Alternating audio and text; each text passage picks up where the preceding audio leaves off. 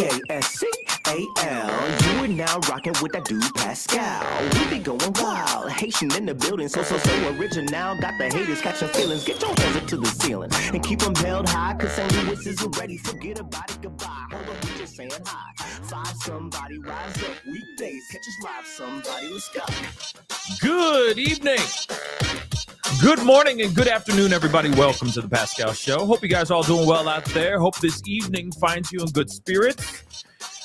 Sorry for the slight delay, slight tardiness today. It's been a busy afternoon and wanted to make sure I had everything locked in for this particular watch party thing. Now, the thing is that there's more to this trial, but I'm only looking at the Kayla Montgomery part of this whole thing, just so you guys know. There's obviously a lot more that's going on. There's other people that come up and testify as well later on in this particular, in this day, in today's trial today.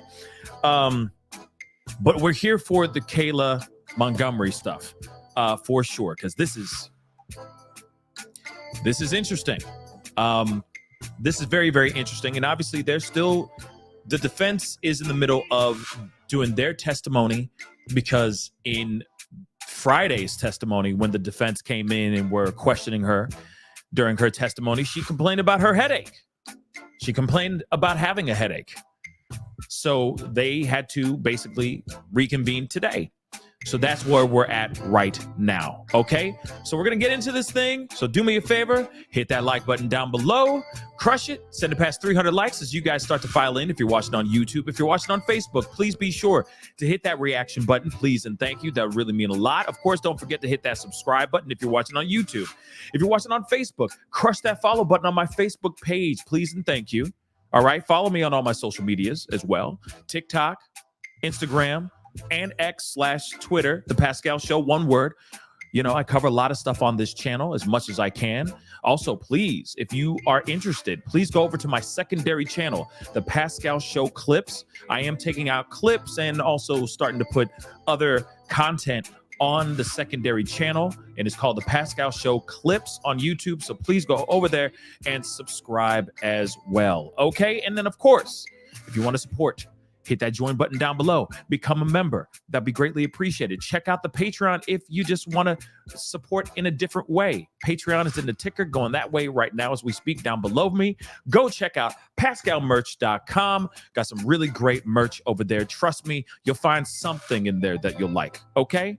Or maybe something your loved one will like, okay? So go check that stuff out, please and thank you. All right, let's get into this conversation. We got a lot to go into. This is a lot of testimony. I'm going to give you guys a fair warning. I did put this bad boy at 1.5 speed, so it will be pretty fast, or it will be faster than the regular pace, just to give you guys a heads up, because obviously I'm trying to give you guys as much information and as much as I can in a shorter amount of time, so we're not here for 6-7 hours. Okay? So without further ado, let's get into this, okay? This is her second day, or this is another day, all right, of her on trial. This is, of course, we're at day 4, all right? They just finished day 4. Tomorrow's day 5, okay? But she wraps up everything in this tonight or today, okay? So we will be wrapping her testimony up in this live show, okay? Again, don't forget, hit that like button down below, please and thank you. Please and thank you, okay? And let's freaking rock and roll, shall we? All right, hit the number 1. Let me know you guys can hear this as we go into this. Oh boy, it's very interesting because of what the defense is trying to finagle here. It's wild. We're gonna be watching this. Get comfortable, get your drinks, get your chips, your popcorn, whatever it is, your dinner, and let's rock and roll. I remind you, you are still under oath. Yes. I believe when we left off on Friday morning, by the way, when on Friday we were talking about getting ready to sit down and talk to police after you were arrested on 2 charges of perjury. Yes. And you told the police that you wanted to talk to him, but it took a while before you actually talked to him because they had to contact your attorney and write up the letter that set out the terms of what would happen to you based on what you said. Yes. And essentially those terms were that what you said couldn't be used against you, but would be used as a gauge for whether or not they wanted to enter into an agreement with you, right? Yes. And so if you said something that hurt you, they wouldn't be able to say, Kayla admitted to this and charge you with a crime, right? Right. But at the same time, if they found evidence independently to support what you said and that you committed a new crime, they could charge you. I don't remember. Okay, that's fine. And so this agreement did not include those conditions that you had written while you were in your jail cell thinking of cooperating, right? Yes. Because they had not come to you with any sort of cooperation agreement. Right. Okay. Now, you knew in going to talk to them that they wanted information about Harmony being missing, right? Yes. Whether or not she was alive, Yes. when she went missing, Yes. under what circumstances she went missing. Yes. And these are things that you had been thinking about since the time of your arrest, right? Yes. And when you first told the lie to the police and to the grand jury that the last time you saw Harmony, she was driving away with Adam to be taken to her mother, follow-up showed that not to be true, and you knew it, right? Yes. And one of the ways that you knew it, other than what you had lived through, but you knew they had found it not to be true, was that you had seen and heard Crystal Sorey talking on the news about her missing child, right? I didn't see that right when they were questioning me. Okay. It had been going on for a little bit, though, right? Yes. And also, while you were in your jail cell, you got what's called discovery, right? Yes. And that is police reports and searches and the results of all that stuff that is sent to you as a part of you being charged for a crime, right? Yes. And that discovery included the investigation into Harmony being missing. Yes. And it included the charge of the reports and stuff on the charge of second-degree assault against Adam. Yes. And so you knew what people had said to the police and stuff about that second-degree assault charge. Yes. Real quick, just so you guys know, she's wearing glasses. She has glasses on top of her head. So those are not sunglasses. I know some of you guys are wondering, are those sunglasses? No, those are glasses from what I see. You know what I mean? From what I gather, just so you guys know. Yeah, I don't think people who are locked up right now are allowed to be walking around gallivanting inside a prison cell wearing some Gucci sunglasses. You feel me? So these are just glasses. Remember, she's locked up. This is the reason why she's donning red or orange or whatever the hell that color is. Okay? So yeah, she got glasses on, y'all, because she needs them to read or see or something. Okay? Just so you guys know. And you also knew that the charge was for Adam striking Harmony in the face. Yes. And you knew that there was a claim of black eyes from that, right? Yes.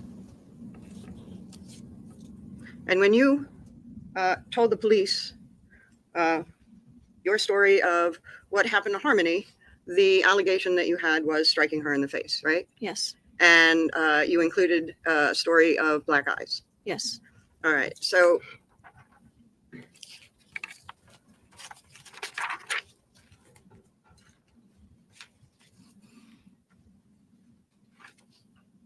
the next thing I want to talk about is the timeline of your accusations against Adam. So on June 3rd, you met with the police for a pretty long time, right? Yes. And it was the meeting that you had was audio and video recorded. Yes. And your lawyer was present. Yes. And the police were generally the ones asking questions. Yes. But there was somebody from the Attorney General's office who was also present. Yes. And then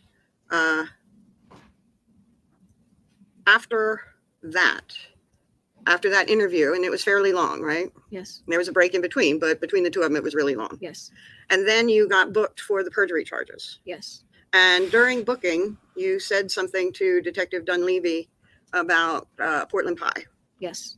and that Adam had Facts, speculation, facts. taken the body to Portland pie from the freezer and then returned it to Union Street later.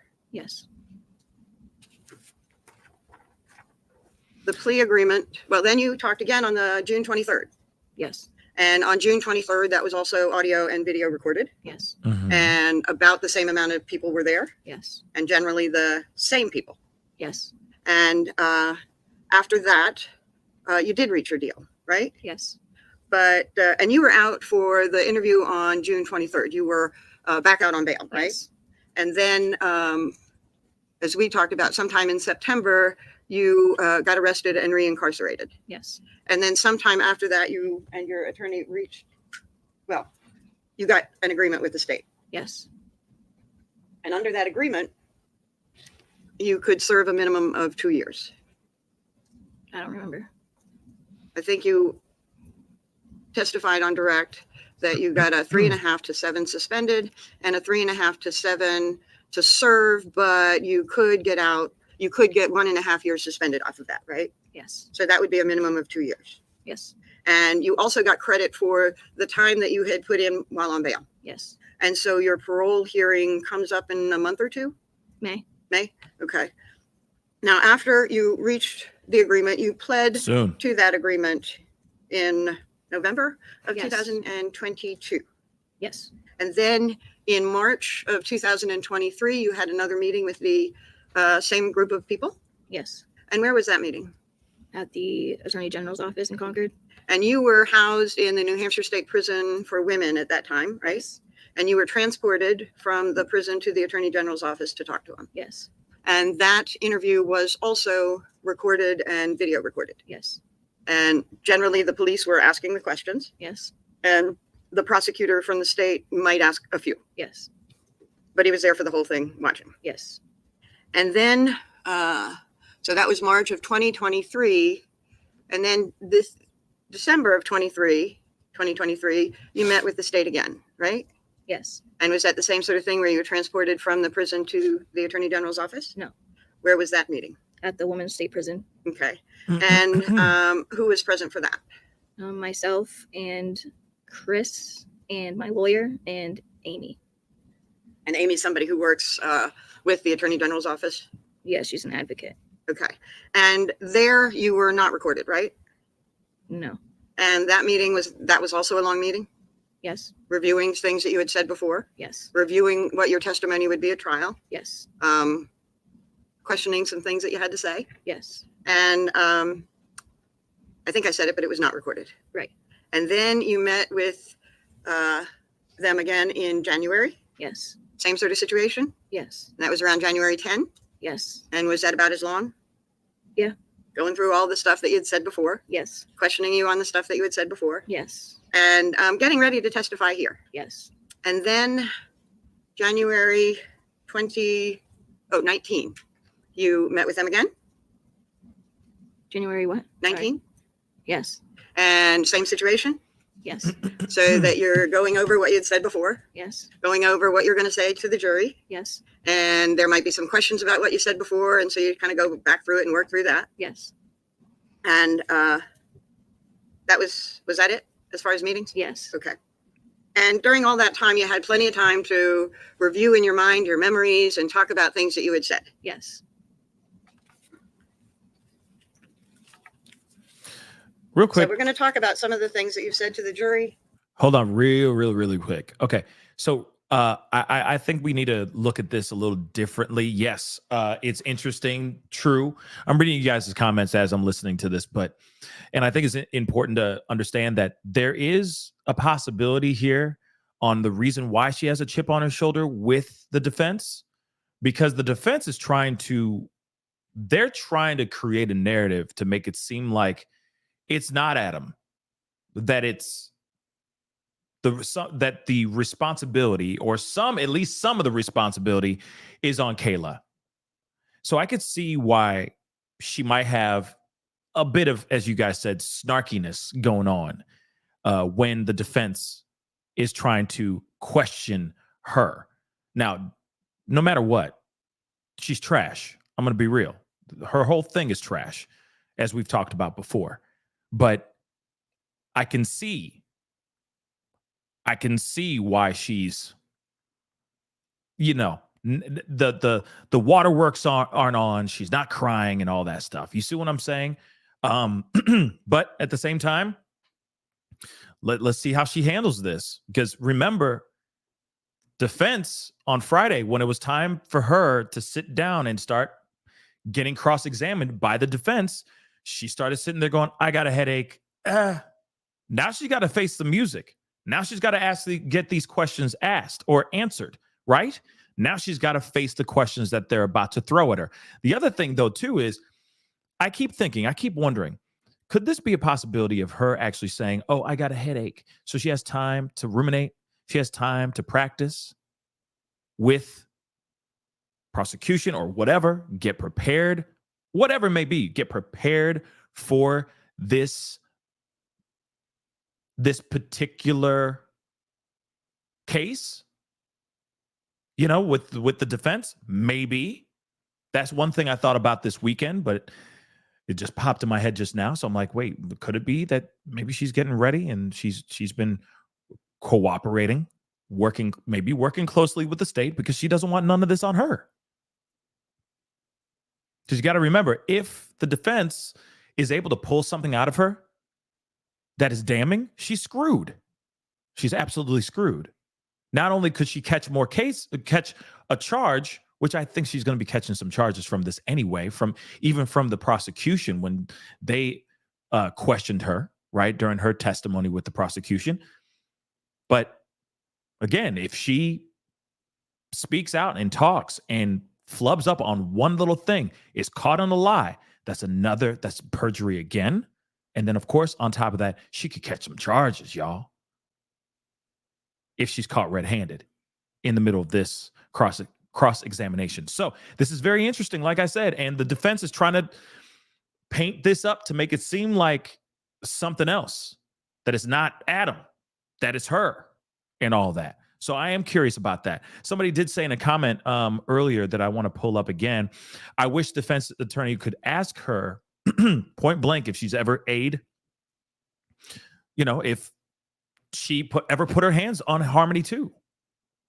I'm curious, right? I think they both need to be locked up forever for what they did to that sweet little angel. I agree. But it's very interesting though, right? Oh, I got a headache. Meh. Right?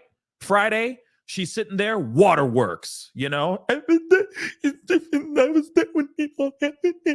then as soon as the defense shows up, headache. And now she got to sit here and face the music. Does she get time over the weekend to get prepared properly? Get her story straight? Get her facts straight? We will find out. All right, let's continue. And before the jury trial, okay? Yes.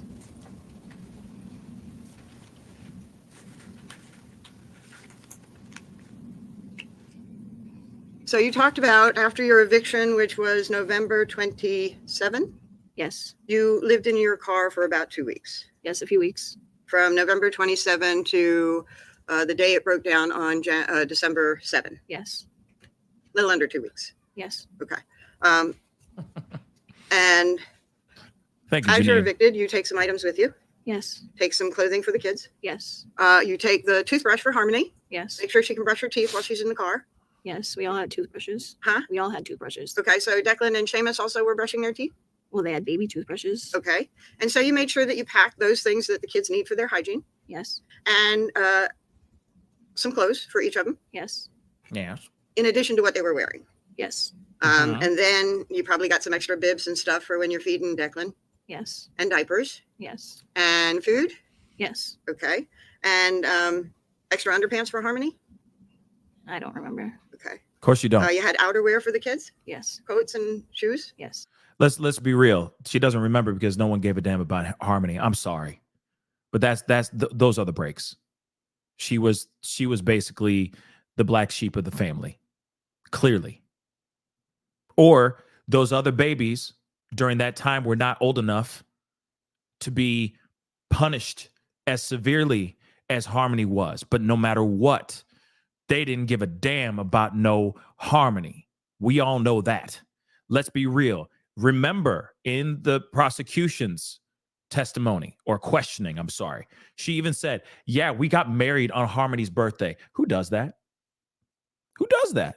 So I'm sorry, that shit, to me at least, that sheds a little light on what kind of people we're dealing with here. Okay. Remember also at the same time when she messed herself, right? She went number 1 and number 2 in the back seat. She's a baby and she was severely traumatized, by the way, scared out of her wits. Okay. This little girl. But they even went over to Burger King after she was severely hurt by allegedly just Adam, right? They go to Burger King. Did they get her any food? She ain't never said anything during the prosecution's questioning. She never said, yeah, we got her some, chicken fingers or, chicken nuggets or whatever the hell. They didn't say anything like that. They just let her suffer. They just let her die. Okay? Point blank, period. So, yeah, they didn't get her extra clothes. They didn't give a no dams about this girl. And that's the sad part about it. Okay, let me continue. I'm sorry. I'm already, my cookies are already burnt. I apologize, guys. All right, let's continue. And socks. Yes. And the next day was Thanksgiving. Yes. And do you recall where you stayed on Thanksgiving? No, I don't remember. You didn't celebrate a Thanksgiving on Thanksgiving Day, right? No. Okay. And the day after Thanksgiving, you went to your mom's house. Yes. And you went the day after Thanksgiving to see if she could put you up. Yes. And she wasn't able to. No. But you were there at her house for a while. Yes. And you used that time to clean up the kids. Yes. Because they had been in the car the night before. Yes. And to clean them up a lot better than just wiping the boys when you changed their diapers, right? Yes. And brushing their teeth. Yes. And changing their clothes. Yes. Did you use her laundry while you were there? I don't remember. Okay. And your mom took that time to get to know her grandchildren. Yes. Including Harmony. Yes. And What's up, Saluthy? She couldn't put you up, so you had to leave. Yes. And you stayed in the car that night. Yes. And then that was, by the way, November 29, the day after Thanksgiving, right? Yes. And that's the same day that you had a car accident, right? The 29th, yes. Okay. And that was a car accident with Tabitha Scott in the front seat, you in the back seat with the kids. Yes. And Adam driving. Yes. Mm-hmm. Sorry. And police came after the accident. Yes. And you had Declan in a car seat. Yes. Seamus was in some sort of... I was in a car seat. Okay. And Harmony was not. No. You did not have a car seat for Harmony, right? Right. And you were in the back, so she wasn't in a seatbelt either, right? No. And that was a problem when the police officer came, right? Yes. And blanket was thrown over Harmony and she was told to hide so that the police officer wouldn't know that you had too many kids in the car and one was unrestrained. Exactly. Let me just say something. Do you see an ongoing pattern here? Like the two boys, and I, to a certain extent, I get it. They're babies, so they need to be in seats, right?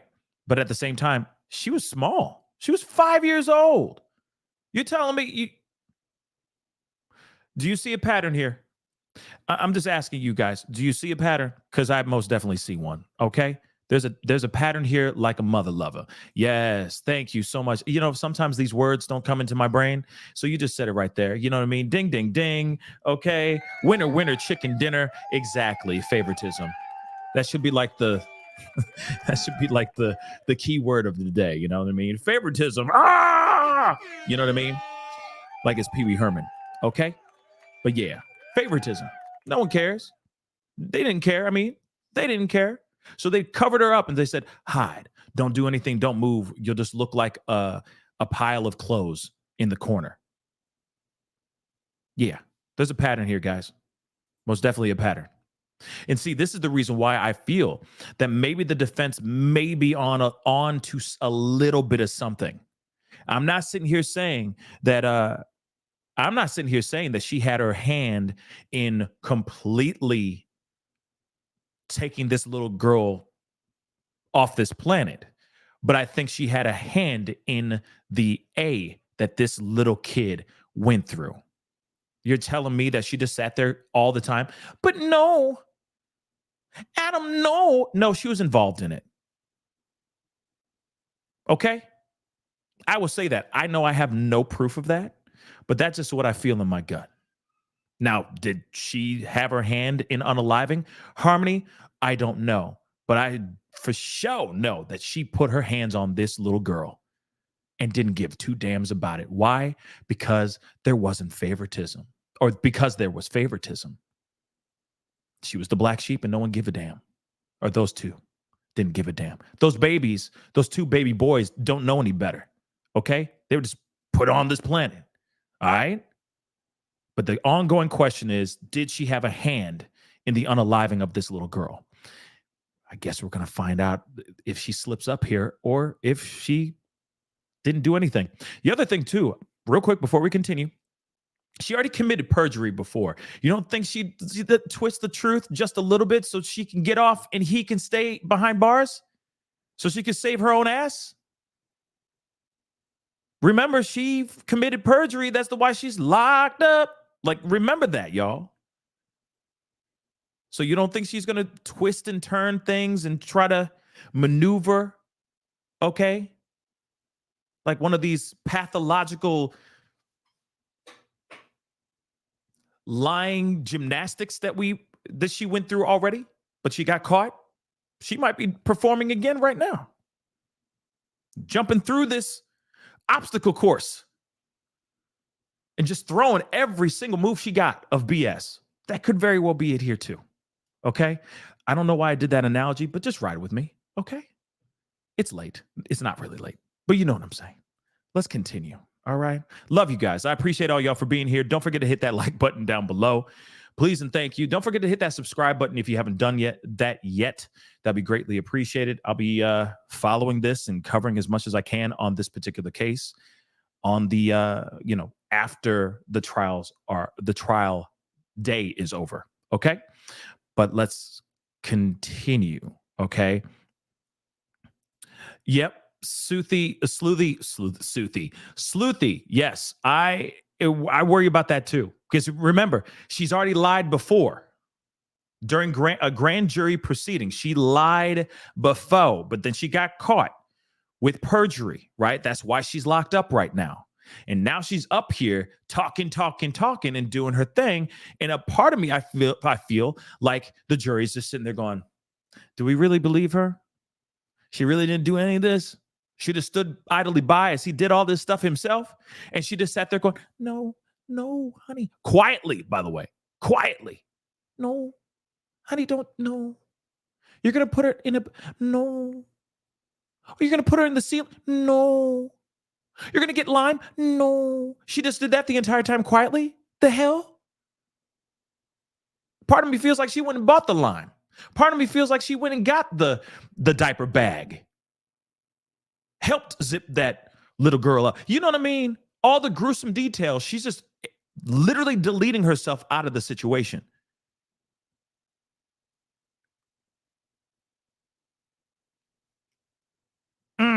Okay. Lo siento. Let's continue with the story. Shall we? Let's go. No. Okay. You were hiding the fact that you did not have Harmony restrained in the back seat at the time of the accident. Yes. And then Adam had his license at that time, right? I don't remember if he lost it then or not. Okay. Well, he was able to drive away from there after the police officer talked to you all, right? Yes. So he probably had his license, right? Probably, yes. Okay. And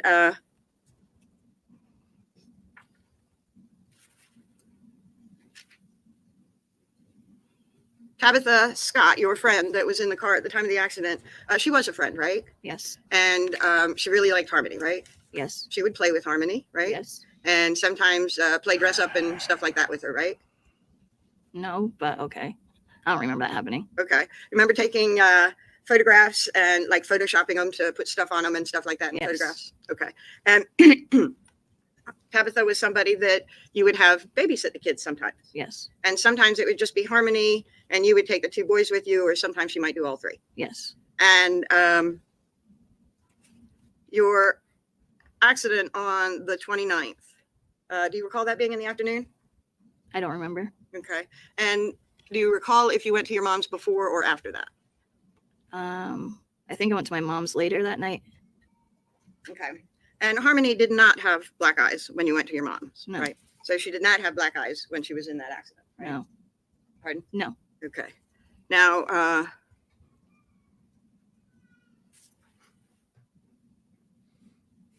December 1st. Well, that was an accident on the 29th. And you made up a lie about November 30th. What did you actually do on November 30th? I don't remember. Okay. How about December 1? Do you know what you did that day? No. Do you know where you stayed? In the car? Do you know where the car was? No. Was it at Colonial Village? I remember that's where we would normally park and sleep in the car. Okay.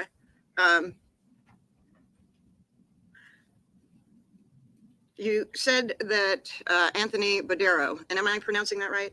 Bodero? Yes. Okay. That he would come down to the car while you were in the parking lot. Yes. And I think that you said that he would give you drugs. Yes. And that he would see Harmony during that less than 2 week period that you were in the car. Yes. And that he would come down, she would wave to him. Yes. And he would wave back. Yes. And Harmony was not under a cover when she would wave to Anthony Bodero. No. And she was not hidden from public view or Anthony Bodero's view when he would come down in the morning. No. And I think that you said that he might come, maybe not every day, but pretty frequently. Yes. And he also brought you some Thanksgiving leftovers. Yes. And when he did that, he saw Harmony. Yes. Now, there was another accident on December 2nd. Do you remember that? No. Do you remember that you had another accident outside of the clinic after the accident on November 29? Yes. And that was during a time that you and Adam had been going to the clinic, right? Yes. And the kids were not with you at that time. I don't remember if they were there or not. Okay. So it is, and I think you said reviewing the accident report would not refresh your recollection? Or would it? I don't remember. If I gave you the accident report, do you think it might refresh your recollection? I will try and remember.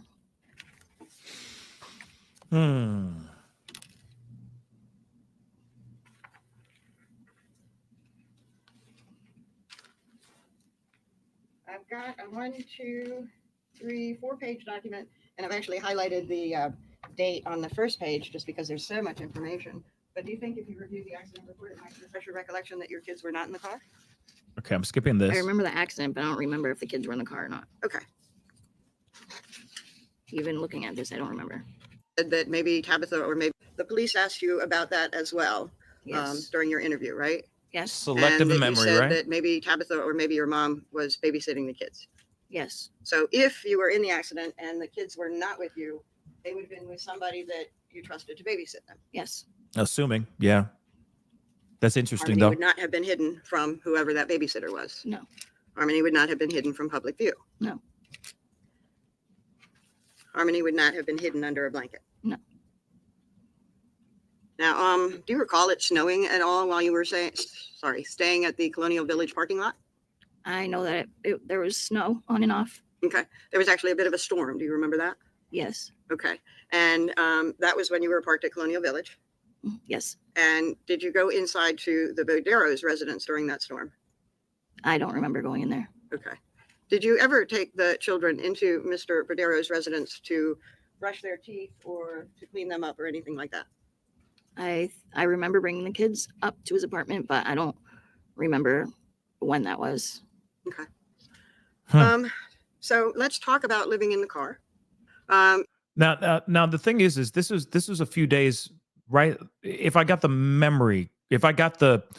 timeline correct, this is a little bit before the actual tragedy that took place, right? So why does she not remember the details? But didn't she do in the prosecution? Didn't she say, yeah, there was the car accident, and then she was underneath she was underneath the comforter, blah blah blah, right? Wasn't she saying that out here during prosecution? For those of y'all who watched with me or watched on your own time on other platforms or by yourself, so she doesn't remember that. Now she's here and she's like, I don't remember that. I don't remember. What the hell's going on here? Right? So crazy. And she out here looking like a damn Ronin samurai warrior, had a baby with a Shih Tzu with that haircut. But moving on, let's continue. Let's just continue. You got a couple of boys that are quite young. Yes. One is about 11 months, Yes. and your other son was 2.5-ish. Yes.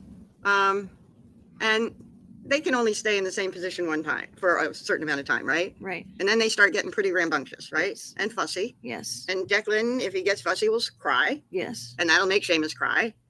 I don't remember that. Okay. And Harmony, also, maybe not as rambunctious, but would get pretty fussy about being in the car for a long time, right? Yes. And so you would try and find ways to entertain them. Yes. And one of the ways that you entertained them was to go to a public place, like maybe the mall, just to get them walking around inside for a while. I don't remember that. You remember losing your phone at the mall while you and Adam were walking around with the kids? No. Okay. Okay. One of the ways that you would entertain them was to take them to places like Walmart when you were shopping for more food. I don't remember going there. Mind you, this is all the defense. This is defense asking all these questions. So you know for a fact, and clearly we don't see no Adam in the house still to this day. But notice, this is all information I'm sure that they gathered from Adam, and they're trying to paint a different narrative here, guys. Okay, they're trying to make it look like something else. Okay, I'm sorry, speculation. She upset. I said the Shih Tzu thing. I'm sorry. Okay, I don't. Samurais, okay, samurais and Shih Tzus don't need to claim her at all. You feel me? But I'm still kind of confused by this hairstyle. Okay, what the F is going on? Like, but anyway, you guys are talking about it. You guys are asking the question about the hairstyle.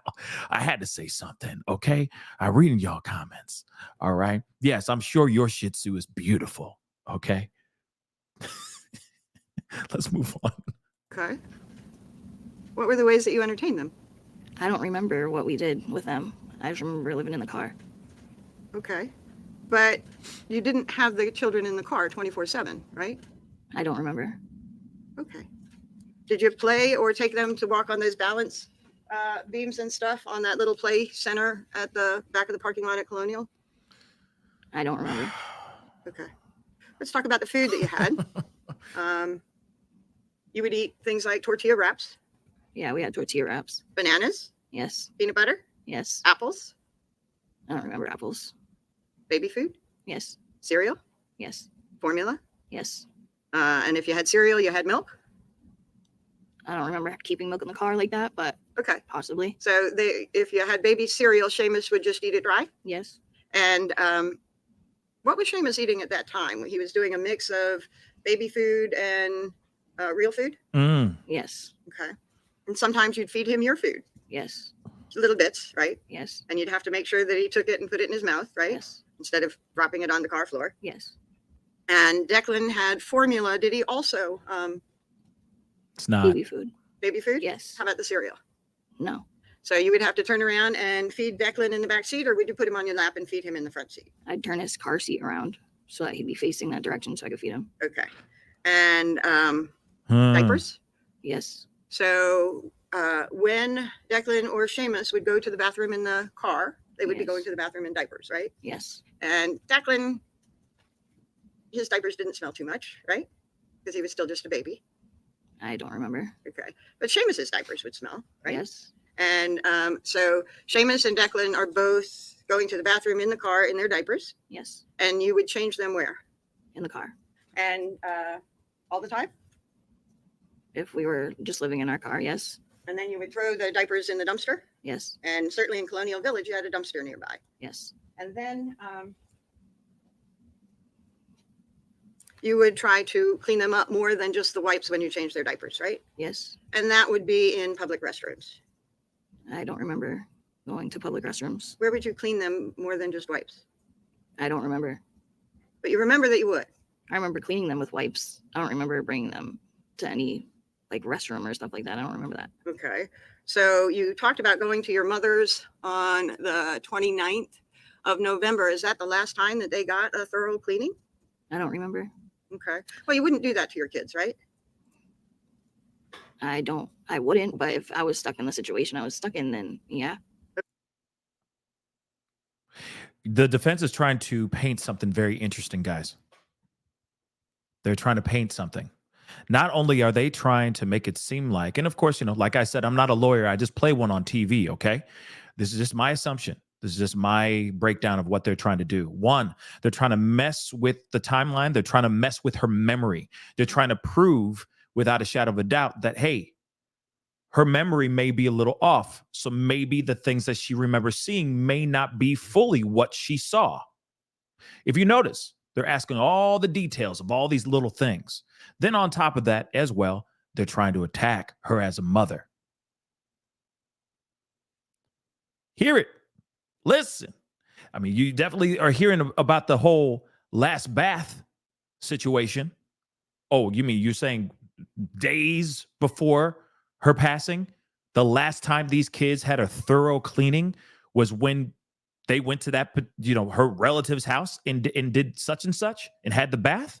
And she's like, yeah, I mean, that's, if we were in that situation, blah, blah, blah. They are literally trying to they're really trying to set a foundation here on trying to make it look like she's an unfit mother right off the bat. Then on the other thing too is you got to remember, she's on the drug. Okay. She on the party favors. Harsher thing. Well, she on hard things. So her memory could be a little hazy. So that's why they're asking all these particular questions. And oh yeah, S-Dub, she most definitely is unfit. I mean, that goes without saying with everything that we've learned so far. But look at that. They are starting with, they're literally ticking away or chiseling away bit by bit, chunk by chunk, trying to literally form what kind of mother and human being this person is by just chipping away at her just bit by bit. Notice, we've been 30 minutes in, and that's all they've been doing so far. How credible is her eyewitness account if she doesn't remember X, Y, and Z? If she doesn't remember if the babies were in the car, including Harmony, when the car accident happened, and all those things. Now they're going, hey, see, jury, do you want to believe everything that she's saying? Interesting, right? Interesting. My friends, let's continue, though. All right? Okay. You had your own hygiene to worry about in the car, right? Yes. And I think that you said on direct that you would ask Harmony to come with you, and sometimes she wouldn't. Right. Sometimes she would. Yes. And where would you go for your hygiene? If we ended up going to a gas station that had a bathroom. Okay. So so she'd wash herself in the sink, wash the underwear, wash her armpits, and the naughty bits, the areas, to make sure that those are clean at least, right? Because that's all she had access to because she's living out of a car. You got to remember, and that's interesting too. I didn't know that, Butterbean. I didn't know that truck stops actually had showers, but that's what's up. Maybe she doesn't know that stuff. Maybe they don't. I mean, when you're living in that kind of situation, do you know all that information? Maybe not. Maybe not. You see what I'm saying? But with the access, what she had at her disposal, I'm sure that's all she knew. And you got to remember, this is also somebody who's not fully, her brain isn't, the pistons in her brain aren't firing at all times. You got to remember, there's also other things, chemicals, stuff like that running through her whole body. There are times when she's getting high. There are times when she's on other stuff that she's not thinking about that stuff. He's crying. He must have messed himself. All right, whoop de woo, you're done. Okay, put him away so I can continue chasing the dragon. Right? Interesting. Let's continue. one of the places that you used to clean yourself and Harmony up was public restroom in a gas station. Yes. Perhaps convenience store? Yes. Perhaps Walmart? I don't remember going to Walmart. Okay. So sometimes she would come out of the car with you and go into the convenience store and you would clean her up, right? Yes. And she would not be under a blanket. No. Right? And sometimes she didn't go with you. Right. And if she had not gone to the bathroom for a long time, would you insist? I would ask her. Uh-huh. And she would say what? She would say no, she doesn't have to use the bathroom. Okay. And if she hadn't gone to the bathroom for all day, would you insist that she go to the bathroom with you? Yes. And when you insisted, did she go with you? No. Okay. Okay. Now,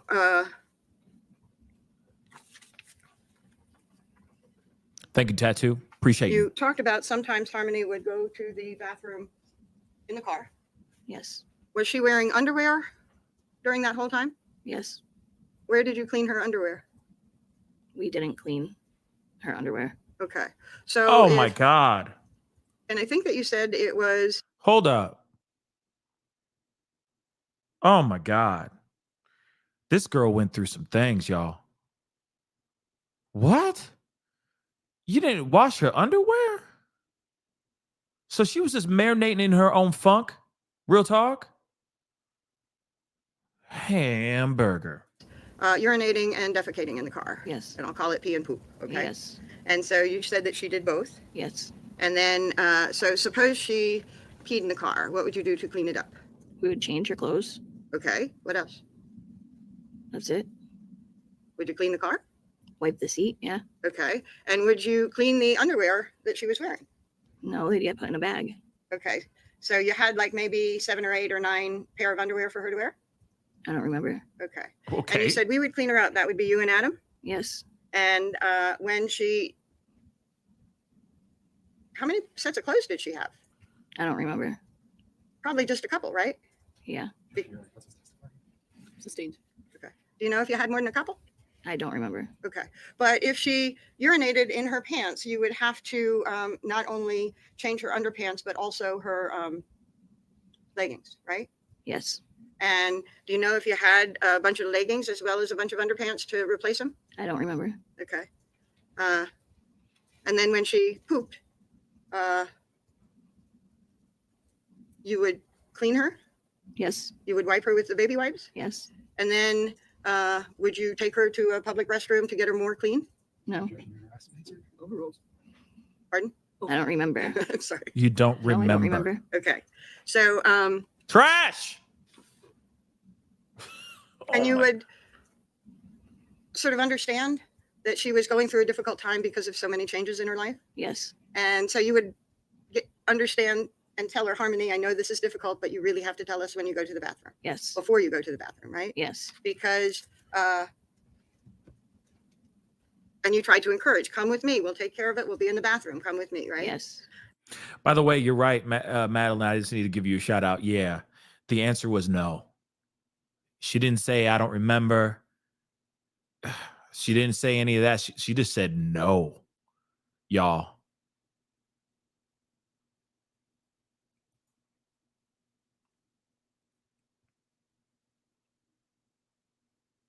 The other thing I want to point out too, and I just have a question because in my mind, you know, obviously I'm so many things are racing in my mind. I mean, especially with it's a little kid, little girl too. You got all that stuff going on. You're messing yourself, understandably, because of the situation that you're in. You're clearly traumatized. You're dealing with some terrible, terrible parents, stepmom, whatever. Okay, people who shouldn't even be your parents, unfortunately. But this kid does her thing, and she just says, "Yeah, we just put it in a bag." So, did you just have an endless supply of underwear and tighties, tights, and clothes for her? Because I mean, you got to remember, this is a Sebring. Let me just remind you guys of that really quick. I think I still have the photo still here. Hold up. Let me show you what I mean by this is the car that they allegedly were in. Okay, you can see it right there. Look at that.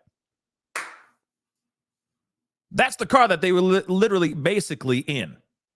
Okay, this ain't an RV. This ain't even a doggone van. It is a 4-door mother-loving sedan with 5 people living in it. Two baby boys, Harmony, and those 2 mother-loving parents.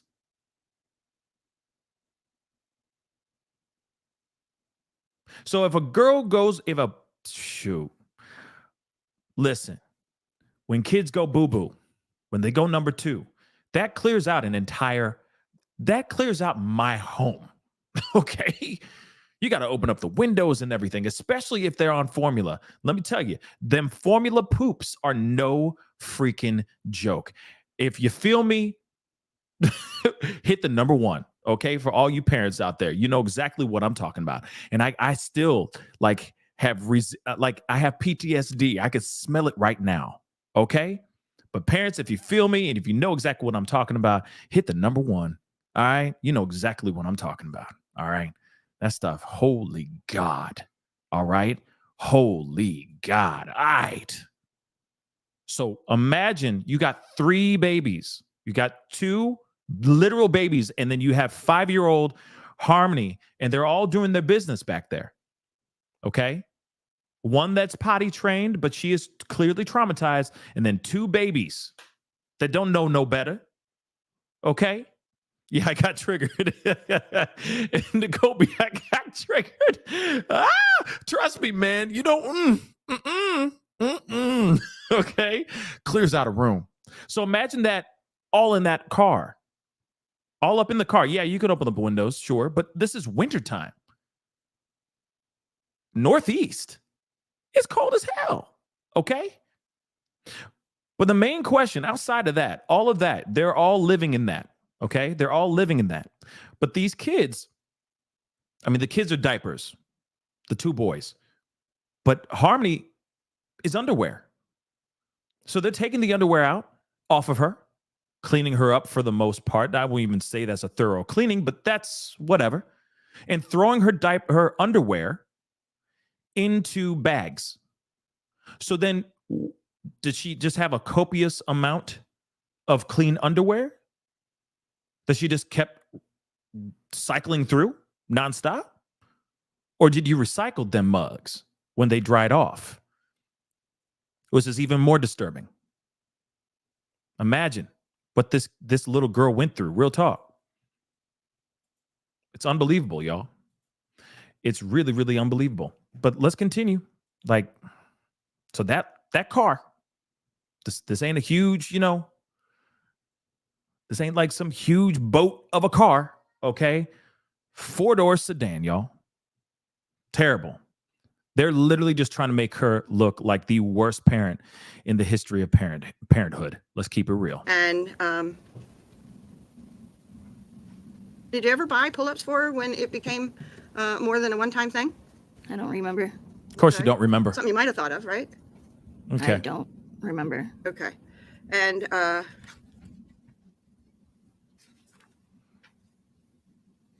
I think so too, being cooped Mercy. up in that car for so much time with the kids was a little bit difficult, right? Yes. And it was difficult for the kids too, right? Yes. So sometimes chaos would just erupt, right? Yes. Declan crying, Seamus crying, Harmony crying, right? No. Okay. They never really cried that much. Okay. But when they cried, it would sort of cascade, right? Kind of, yeah. Okay. And it's like what's happening to one would go to the other, and it would just be chaos, right? Yes. And how would you sue them? I'd like to know that. I don't remember. You don't remember. Now, Wow. you said that Badero didn't want you staying at the Colonial Village parking lot, right? Right. He was actually afraid somebody might notice and he would Yes. get in trouble. I apologize for interjecting so damn much. I'm going to let this run for a good minute. But it's interesting how in the moments where she needs to step up as a mom, and the defense is asking about that, being like, hey, when these bad moments happen, super mom needs to come into play, or parents, super dad and super mom need to step up and do their thing. What do you guys do? And her response is, I don't remember, every time.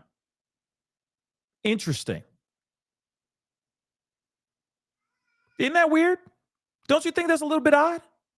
Every time that they ask about, hey, this is an opportunity for you to, this is a ground ball, y'all. This is a ground ball for parenting. Okay? Your baby's tripping, right? Your baby's out here tripping up in this mug. You got 3 kids having a temper tantrum or having a crying big moment, okay? Big meltdown. And they all caught it. And they're all crying. You don't sing them a song. You know, apples and bananas, anything. You don't do that? You don't put on some Miss Rachel or something like that and let them calm down. Play a game or something with them every single time. Her response is, I don't remember. They're literally going, here's a ground ball. All you got to do is pick it up, mom, and show us how you mom these kids. And she keeps saying, I don't remember. So in other words, this ground ball is just going right through her legs, right underneath her, between her legs. And they're like, we're giving you ground balls to show an opportunity on how good of a mom you are. And you can't even do that for us.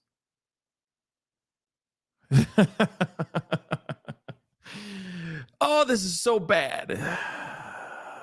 This is bad. This is bad. Let's continue.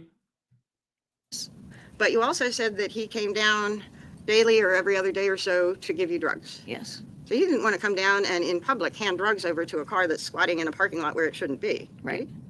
Notice she remembers every single time she's about to do some party favors. Ain't that interesting? The selective memory. I don't remember doing that for my kids. I don't remember doing that whenever I had to be a mom. I don't remember that stuff. Yeah, we didn't wash her very often. We didn't do this either. But when it came to being a mom, I don't remember half of that stuff. I don't remember 90% of it. But whenever homeboy came over with that stuff, with that powder or with that thing to get me off, I remember that. Bad. He came down to meet with Adam. Yes. And Adam occasionally would drive him places because Adam had his license. Right. And he would drive Madero's car and you would be there with the kids. I don't remember that. Okay. But he would have Adam driving him places? I remember he did that when we were staying at the house. I don't remember him doing that when we lived in the car. Okay. Good point, Pixie. Good point. Well, Madero wasn't... Did you have money while you were in the car?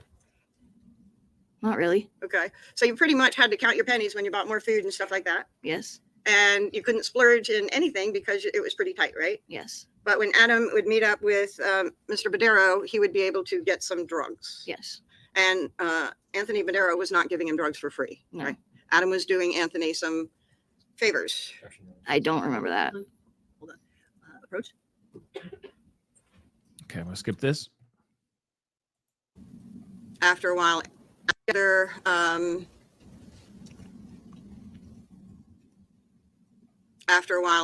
Adam would be able to come back with some drugs.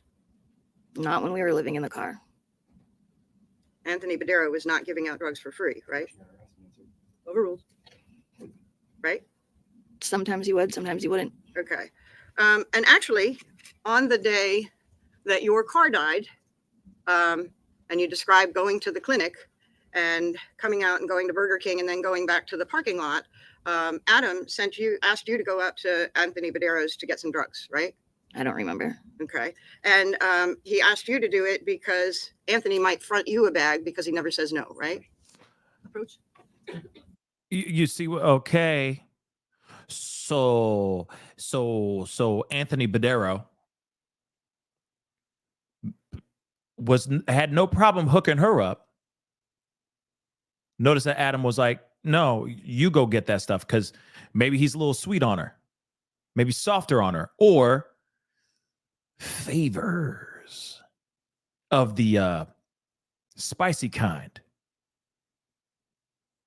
I hope defense ask her the right questions right now and go, what kind of favors? And I'm wondering if she's going to sit there and go, I don't remember. But notice he would come over, give them leftovers for Thanksgiving, so on and so forth. But it makes you wonder, what were the favors? That's what I'd like to know. Let's continue.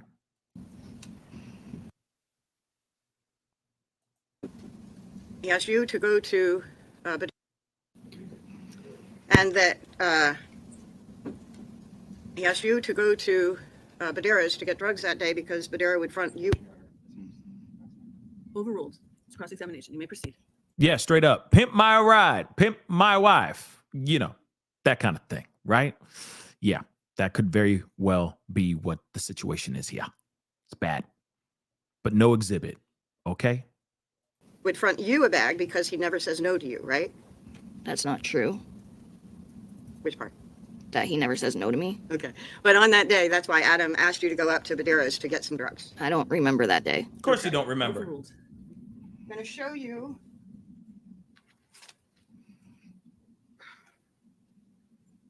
a copy of the transcript of the interview that you did with the police on the 23rd.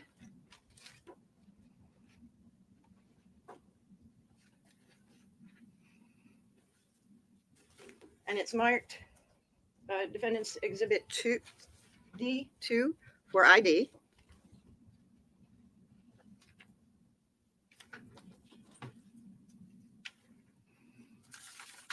Could you say that? Could you just repeat the Exhibit number D2 for ID. D2? Okay, D2. Thank you. So may I approach, Your Honor? Yes, you may. Okay. Now, we talked about your interview on June 23rd with police. I'll come into this, right? Yes. And that interview was recorded, right? Yes. And Detective Jack Dunleavy was there, Yes. and Detective Max Rahill, Yes. and a U.S. Marshal was there, Yes. and an Assistant Attorney General was there, Yes. and your attorney was there, Yes. and you were there. Yes. And that was June 23rd. I'm going to show you a copy of this transcript and point out some stuff so you'll know that's what I'm talking about, okay? Mhm. See the date Yes. and the people that were present. Yes. And so I'm going to point you to page, and like with anything that I give you, I'm going to point to an area that I'm interested in, but you can read before and after to sort of orient yourself, okay? Okay. I'm going to point you to page, to that area there. And that's good. Take a look.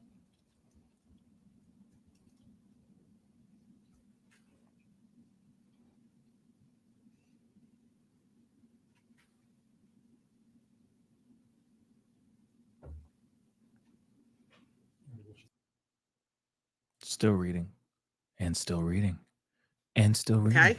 Okay. And I pointed you to something that you told the police officers and everybody else that was there on June 23rd, right? Yes. And on June 23rd, you were present to let them know, maybe to correct some stuff from June 3rd and talk more about what happened back in December of 2019. Yes. And they wanted you knew they wanted you to talk about your memory, right? Yes. They didn't want you to make something up, right? Right. And you had had plenty of time to think about it, right? Yes. And to remember what happened, right? Yes. And some of the details that they were interested in, they sort of they talked about in June 3rd. Yes. And so are you saying that you didn't remember that day when you spoke to them on June 23rd? Or that you did remember it in June 23rd, but you've forgotten now? I don't remember that specific thing Uh-huh. on that day, like me actually going to see Tone and asking for a bag of drugs. I don't remember that. But it is something that you told the police that day, right? Right. And that you and Adam were in the car and you went up to Tones to get a bag of drugs. That's me. I knew that tone. But let me actually check because I don't know that I checked it when I walked in. Okay. So she got. So it was not me, but if I could make sure mine's off. Right. And if you're not disagreeing that you did tell the police that, you just don't remember telling the police that. Right. And if you did tell the police that back in June of 2023, you would have been telling them, this is what I remember. Right. So you don't remember it today, but you told them that you went up to get Approach. Oh, asked and answered. Overruled. Go ahead. drugs from your friend Tone Badero.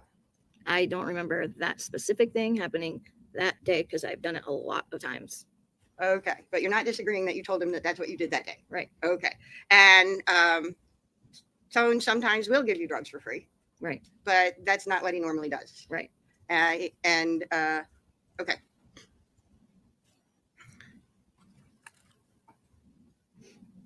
And throughout the time that you were in the car, Adam would do things to find ways to get money to buy drugs from Mr. Badero. Yes. And one of the ways that he did that was to do things for Mr. Badero.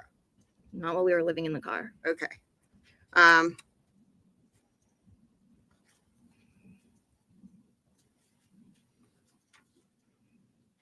Now, there were a lot of people that parked at the Colonial Village parking lot, right? Yes.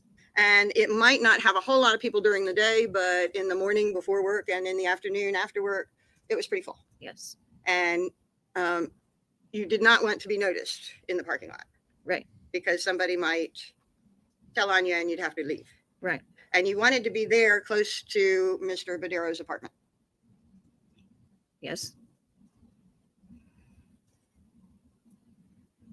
But especially in the morning and in the afternoon when people were moving around more before work and coming home from work, you wanted the kids pretty quiet.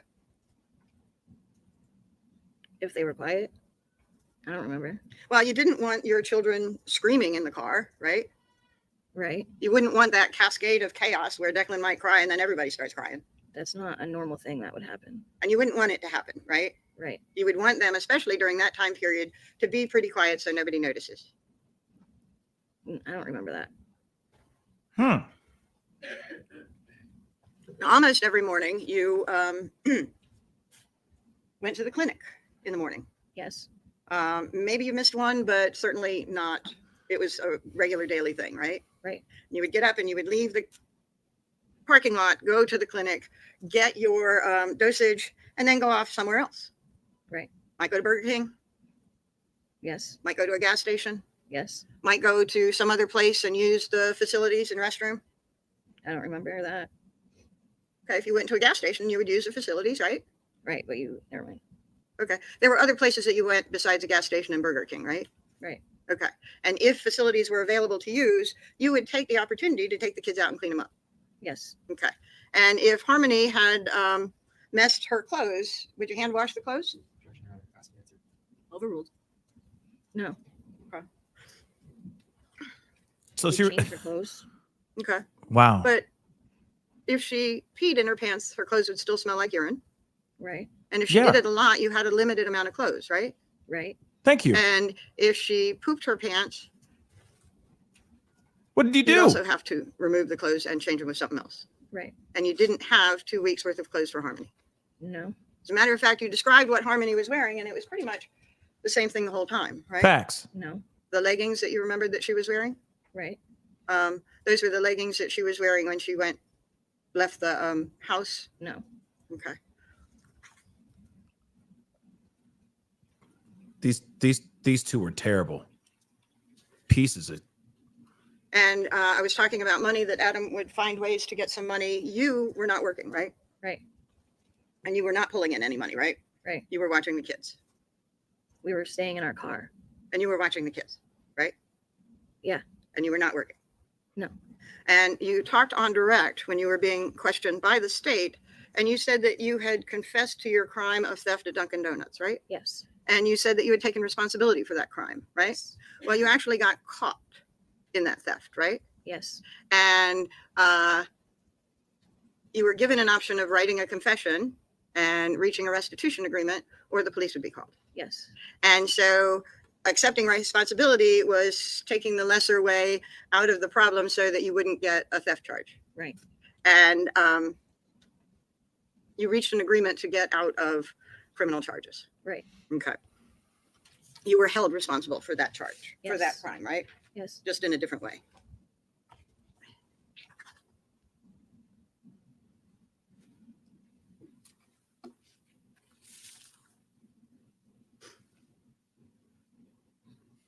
By the way, when you used drugs in the car, you wouldn't use them all. You would sort of spread out the usage as much as you could. Yes. And so you may not get that as good of a feeling as you would get if you had more money in a better situation, right? No. Okay. Doing the drugs sort of eased life's worries. Not really. Okay. Yeah, because life's worries still intruded even while you were using the drugs, right? Yes. And especially if the kids were fussy and everything, you couldn't just sit back and relax with the drugs. You still had to pay attention to the kids. Right. And if they were crying, you still had to soothe the kids. Yes. And if they needed changing, or Seamus, Peter pooped in the car, or Harmony, Peter pooped in the car, you couldn't just sit back and relax. You had to do something. Yes. Okay.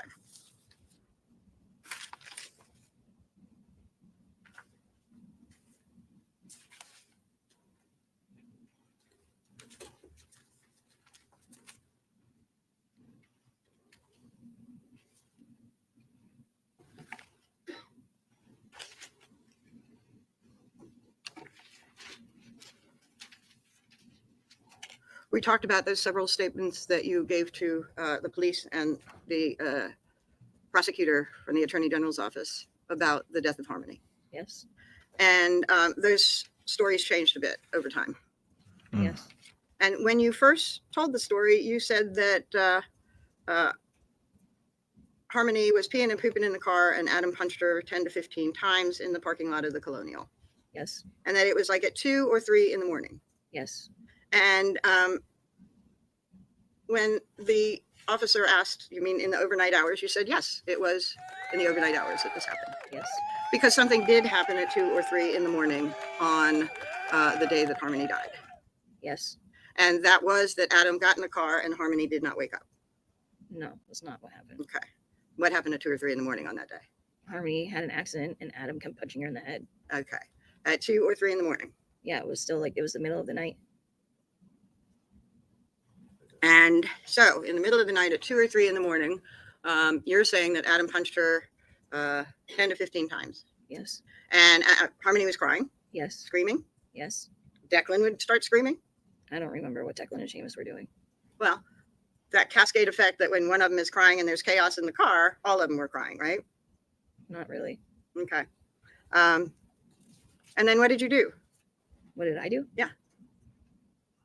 I tried telling him to stop, but he doesn't listen. Okay. What did you do about the mess? I didn't do anything about the mess. Did you clean the car? No. Did you clean Harmony? No. Was it a pee or a poop? I don't remember. Don't Smells remember. are considerably different, right? Right. Both The of them- car already stunk.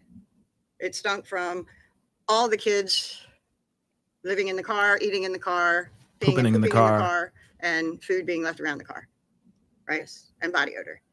Yes. And so if Harmony peed in her seat at 2 or 3 o'clock in the morning, are you saying that you left her sitting in a puddle of pee? Yes.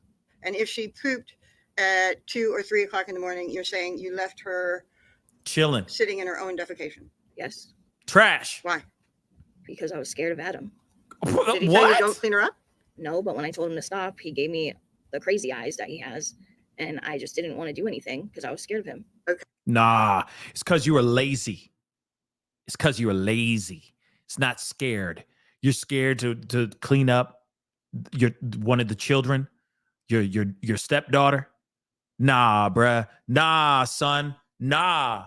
I'm sorry. Because I was scared. No, don't tell me that. Oh, the kid messed herself. You let her sit there overnight in her own funk.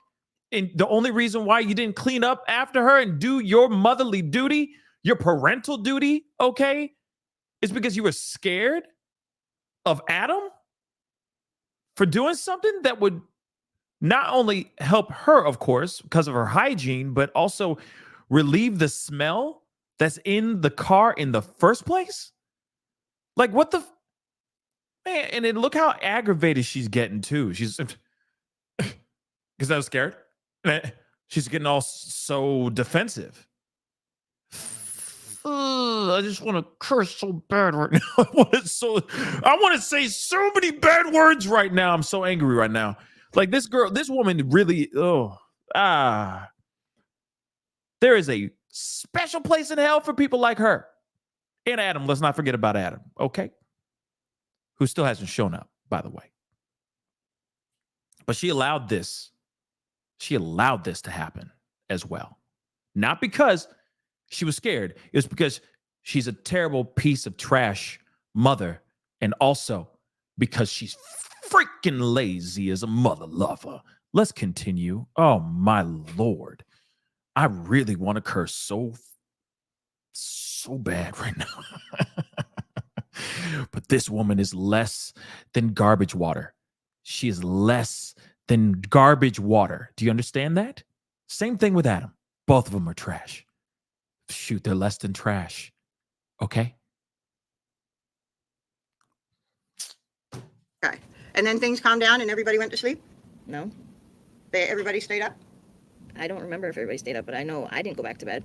Okay. Oh, you So didn't? you were up till 2 or 3 in the morning until you woke up, until it was time to go to the clinic. Yes. And I think the clinic was 7 or 8 in the morning? 7. Okay. So you sat in the car and did nothing until 7 in the morning, Right. and you don't remember kids crying and screaming? No.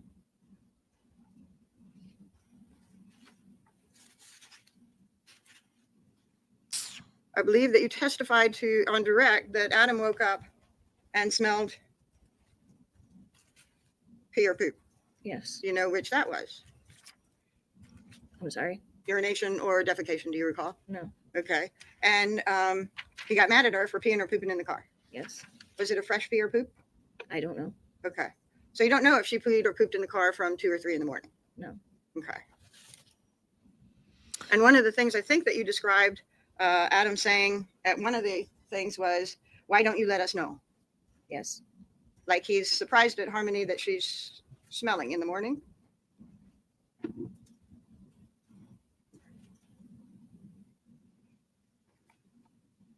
So you're saying he struck her in the morning before the clinic because I think that you said before to the police because she peed herself while still in the parking lot, Yes. and that made him mad, you said? Yes. And so she peed before you went to the clinic? It just smelled like urination all the Okay. time. Okay. And she didn't have any injuries that you saw that morning, right? No. And you go to the clinic, right? Yes. And at the clinic, the two of you have to go in one at a time, right? Yes.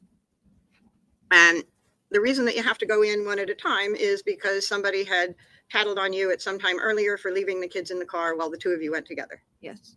And so you were parked in the clinic right out front, Yes. and other people are also getting their dosage. Yes. And at least at some point, people were paying attention about, well, I'll take that back. So you're right out front of the clinic. I think you, looking at that paperwork, saw that you went in first, Yes. and then Adam went in. Yes. And did you take that time to clean the car? No. Why? Because I didn't. Okay.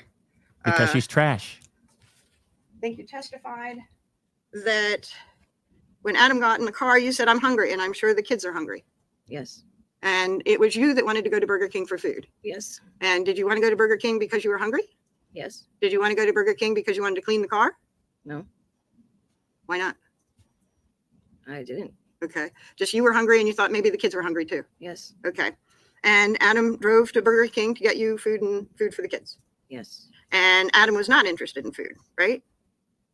That's not true. Why not? Because he was hungry too. Okay. Do you remember telling the prosecutor that Adam, I'm sorry, on March 16 of 2023, do you recall telling the prosecutor that Adam was not interested in food? No. All right, I'm going to take a different exhibit.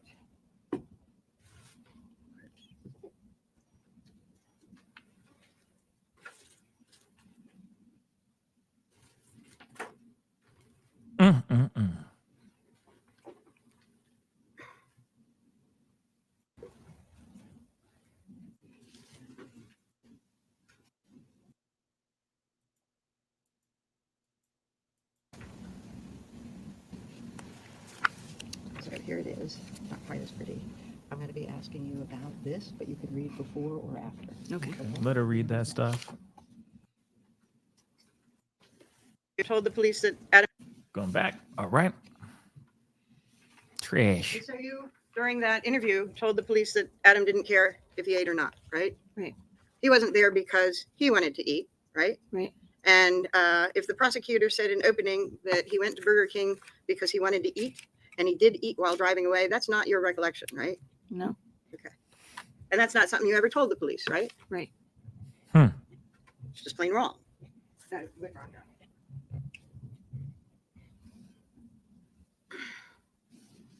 And one of your claims is that on the way to Burger King, and I think that you said that he gets in the car at the clinic and smells Urine. urine and says, Harmony, why do you keep doing that? Why don't you tell us when you have to go? Yes. And he got angry outside the clinic Yes. and he struck her in the head Yes. in front of the clinic, In the car. Yes. in the car, right? Yes. Where people are going in and out of the clinic. Yes. And where at one point somebody had noticed that you left your kids alone in the car and told on you, right? Yes. Okay. You said that he was also yelling at her. Yes. And you told the jury that she was making weird noises on the way to Burger King. Yes. Okay. Mhm. And you said that there were 3 different events on the way to Burger King, 3 different times that he was maybe at a stoplight or something and would strike her again Yes. and yelling at her Yes. and striking her 3 to 4 times each event. Yes. And Harmony's crying Yes. and Declan's crying Yes. and Seamus is crying. No. Why not? Not just because somebody's crying doesn't mean the other one cries. Adam yelling in the car Yeah. not cause Seamus to cry. No. And Adam striking Seamus's sister right next to him didn't cause Seamus to cry. No. He didn't And know what was Harmony going on. crying in pain didn't cause Seamus to cry. No. Okay. I mean, it is a kid, a You said baby. the final time that Adam, He might not know exactly what's going on. And also, I mean, it's a baby. Sometimes babies are just off in their own little world. That doesn't mean that they're totally not absorbing what's going on in their environment. Okay. Let's keep that a buck. All right. But at the same time, she's saying that he wasn't crying, that he wasn't reacting. That doesn't matter because still an unaliving happened here. Doesn't matter if the baby was crying or not. It really doesn't, to be really honest. Okay. hit Harmony in the head, he said he felt something. Yes. That, and I think you claim that Adam said, I think I heard it this time. I did something. Yes. And was that in a scared voice? Yes. Okay, so Adam thought perhaps he went overboard? Yes. And this was pulling into the parking lot at Burger King? Yes. And so, being scared, he drives out to the drive-in window. Yes. He orders the food that you want. Yes. He pays cash. I don't remember. Okay. I'm assuming it would be cash. Yeah. Doesn't sound like he's running around with his black card. You feel me? Okay. He ain't running around with his Amex black card just swiping away, being like, get anything you want, honey. Anything on the menu. It's all on me. He's not doing that. Okay. He's not. So guarantee you he's paying in cash because that's how he gets his drugs too, with cash. He ain't sitting there going, what's your Cash App? Do you use Zelle? I use Venmo. They ain't doing that. Come on now. Okay. You know what? Okay. EBT. Yep. That could be possible too. But I'm thinking it was cash. I really think it was cash, but moving on.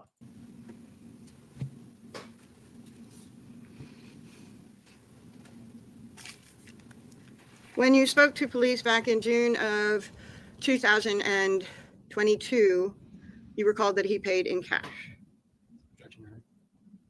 Basis? Actually, hold on. She just said something that's kind of important. Paid in cash. Police back in June of 2022, you recalled that he paid in cash. Basis? Now, remember, this whole reason why the defense is doing their defensing, okay, is because they're trying to discredit her as much as they can. They're trying to not only discredit her, they're trying to make her look like a bad mother, which we already know she's a terrible, terrible mother. Okay, we all are on the same bus, okay, with that, okay? But they're also trying to show that her memory and what she says, what she said before is contradicting things that she's saying now, and so on. That little detail where she says, I don't remember if he used cash or not. And then she said, well, actually, in June, when you talked to 5-0, you said he paid in cash. Oops. Oopsies. Just so you know, that's their whole purpose of having her sit down, and they're cross-examining her because they're trying to discredit the hell out of her. It's not good. Okay? It's not good. But at the same time, I really don't think that the defense is looking at this and going, well, because her memory's hazy, the jury's just going to automatically agree that he ain't guilty because of her hazy memory. Nah. Okay? I'm going to say no to that. All right? But let's continue on. But that defense lawyer just said, you said in June something else. Now you're saying you don't remember? So which one's the truth? Dun, dun, dun. You see what I'm saying? Jury could be sitting there scratching their heads on that. Like, wait a second. Is her memory really that credible or not?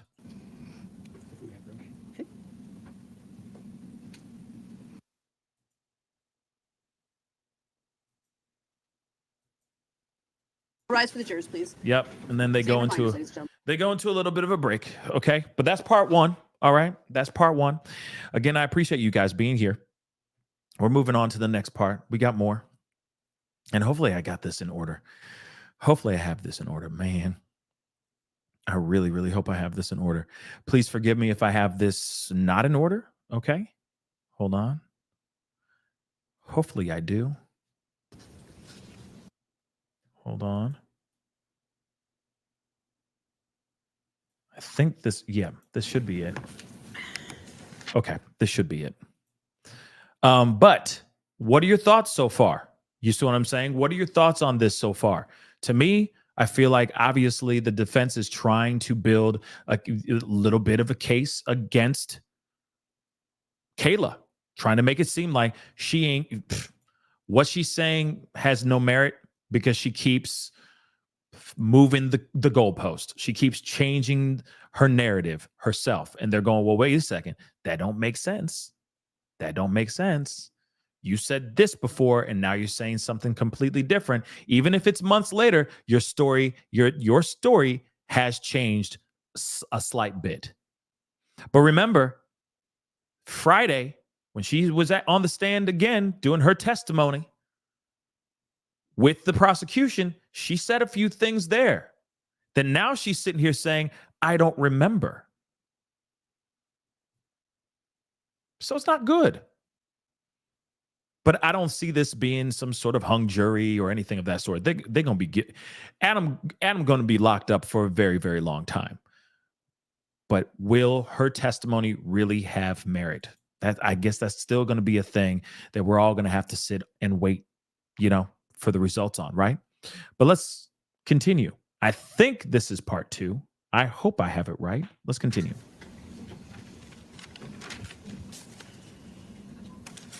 Right Yes. before we took the break, I asked you if you told the interviewers, police or whoever, There we go. in June that you thought you paid cash. Yes. And you didn't remember, right? No. If I showed you a copy of your transcript, I'm going to ask you again to read what you need to, but this will be what I'm asking you about. Okay, some more reading. Let's get moving on. That would make sense because June 23rd of 2022 that you thought you paid cash. Yes. And that would make sense because Adam was doing little things to try and collect cash, right? Yes. And you certainly had no money in the bank on your card, right? No. Right. So after this panic that you say that Adam feels goes up to the drive-through, right? Yes. And the jury was at the Burger King, and you sort of make a roundabout way into the drive-through, right? Yes. And it's wide open there, right? Yes. And people are coming in and out of Burger King, right? Yes. And you stop at one place to make the order, Yes. and you ordered croissants and hash browns, Yes.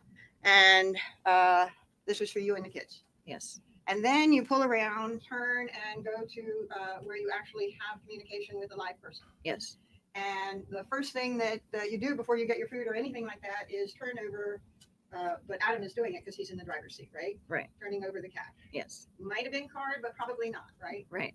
Do you have a specific recollection now of whether it was cash? No. Okay. So assuming cash, but card would be the same. You turn it over to the clerk, right? Yes. And then the clerk does what the clerk does with money, Yes. and then opens the window again and maybe counts out the change. Yes. And Adam would be there with his hand out and change being counted out into his hand, right? Yes. And then maybe that change is handed to you so that he can then reach in again for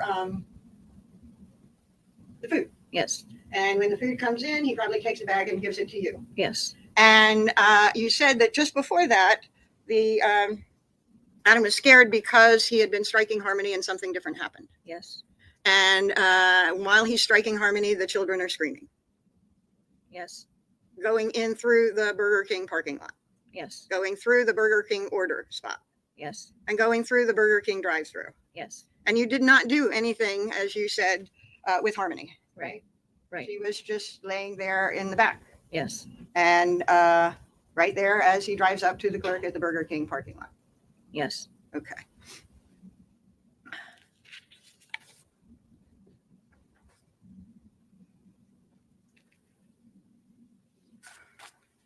And you said Harmony is moaning in the back seat? Yes.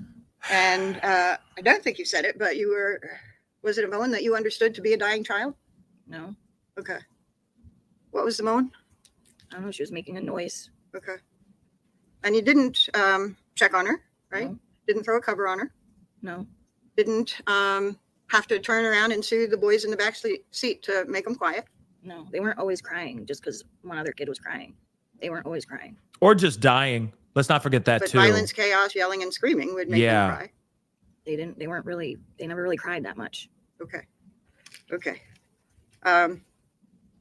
Did you ask to run in and maybe get some extra napkins to clean up the urine on the seat? No. With that smell lingering so bad, did you think maybe to ask if Harmony could go in and clean up? No. To do anything to deal with the smell of urine? No, because Adam said she could just lay in it. Okay. Wow. All right. And he was upset with the smell? Yes. Okay. All right. And I think actually you say that the kids may not have been crying. I think that, did you tell the police that you thought the kids were sleeping? Yeah, they didn't really make any noise. Okay.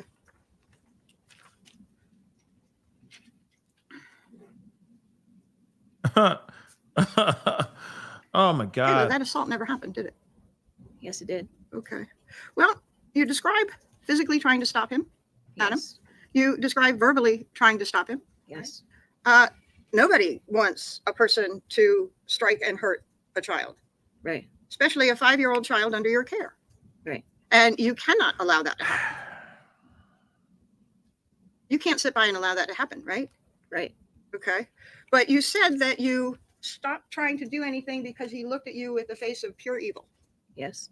So you just got scared and shut up, right? Yes. Because his face was pure evil, Trash. right? Yes. And pure evil, a person with pure evil is not someone you want to protect. No. And a person who is pure evil is not someone that you love. Well, that's hard to say. Okay. A person of pure evil is not someone you want raising your children. Right. Okay. And you would do anything to get your kids away from pure evil. Yes. And No. Lies. even though Harmony was your child, you felt the same about her. Yes.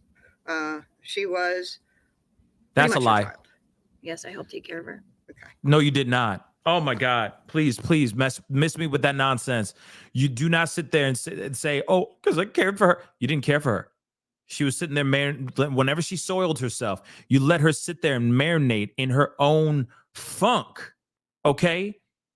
I don't care if you're sitting there going, oh, yeah, he was pure evil in his eyes. And yeah, nobody should be in a relationship with someone with pure evil in their eyes. But you did exactly what he asked you to do, and you allowed this to continue going. You did the same things too, or if not worse. Come on now. You didn't jump in front and try to stop him from swinging his fists at his own flesh and blood. Come on now. Stop with it. Yes. I cared for her. No, you didn't. If you cared for her, first off, you would have cleaned her up anytime she messed herself immediately. Not let her recycle or sit in recycled underwear that was previously soiled or dried up. You'd make sure that your kids were taken care of. You didn't care about your kids. You're too busy trying to get high. That's it. That's it. Do not sit here and try to make it sound like you were the mother of the year, because you clearly were not. Moving on. And when you and Adam split up years later, or March of 2021, you wanted him back. We were both trying to fix our family and get back. You wanted him back with the family and raising the children. Right. And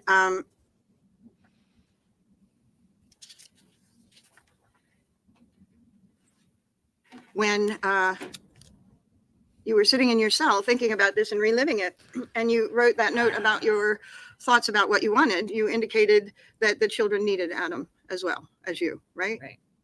And that's not the face of pure evil. Right? No. Okay. So you said to the jury Friday, I believe, that you fed the children at the Burger King parking lot?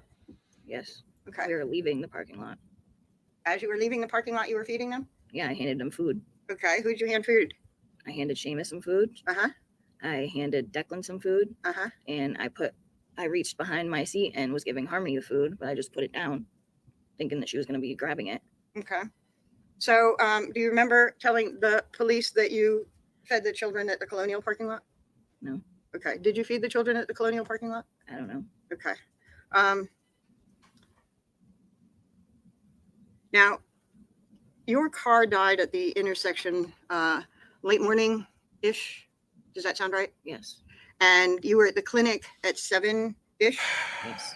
Okay. So you were in the Colonial parking lot for a while, right? Yes. All right. And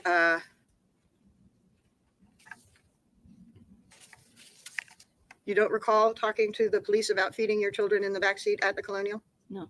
All right. First of all, before I ask some more questions, set up the situation. Declan is in the car seat by the behind the driver? No. You've got Seamus there now. Yes. And so you're having Declan in the middle seat. Yes. And Harmony is on the passenger side behind you. Yes. And Declan is under a year. Yes. And you got croissants. What were you feeding Declan? Pieces of food. Okay. So you would break off a little piece of hash brown? Yeah, something. I don't remember what I was feeding him. And would you hand it to him and make sure he grabbed it? No. You just sort of put it back there? I put it in his mouth. So you would turn around from the driver's side and put little pieces of food in Declan's mouth? No. What? I reached my arm back and put it in his mouth because he's in the middle. Okay. And Seamus. Okay. So would you turn to reach your arm back and look and make sure you're getting it in his mouth? I could feel it. So you reach back with your arm and you feel around for his mouth and put it in? Yes. Okay. And then Seamus, you also have to give him small pieces of food, right? Right. And with Seamus, you break off a small thing and you give him and make sure he takes it in his hand, right? Right. And so you turn around and reach over to Seamus and hand him his piece of food. I didn't turn around. Okay. Why not? Because I could see him. I just handed it to him like that. He was sitting in the car seat. Okay. Right. All right.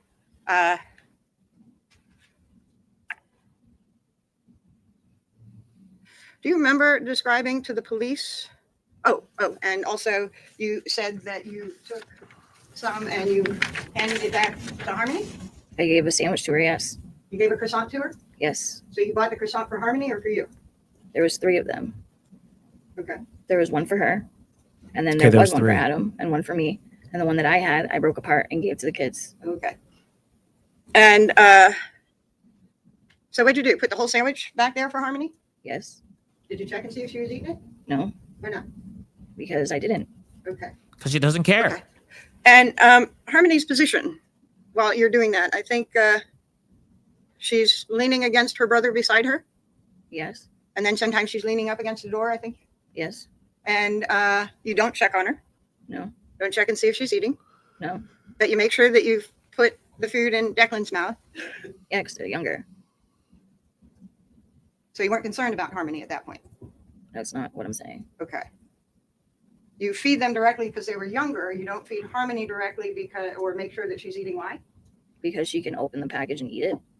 Did you hear her open the package? No, I don't know. I don't remember. Okay. She does. Come on. Come on. Come on. Stop. Stop already.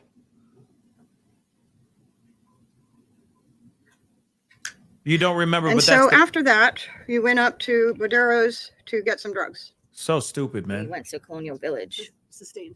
Okay. So when you went to Bodero's to get some drugs, Overruled. Council approach. This whole time you used that opportunity. You didn't pay attention because you were too busy trying to get a hookup.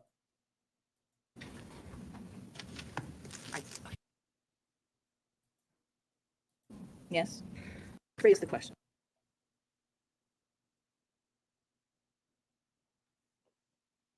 rephrase the question. Stop. And after you ate, you and Adam did some drugs, Yes. and you did not ask Badero to call 911. No. You did not ask your friend Badero to come out to the car to maybe help you while you checked on Harmony. No. You did not ask to take Harmony up to Badero's apartment to maybe clean her up and make sure she was okay. No. Okay. And fair to say today you don't know where you got those drugs from?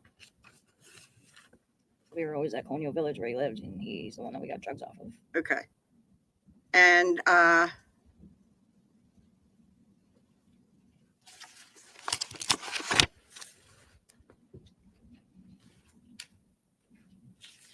Don't do drugs, kids. Yeah, I agree, Tracy.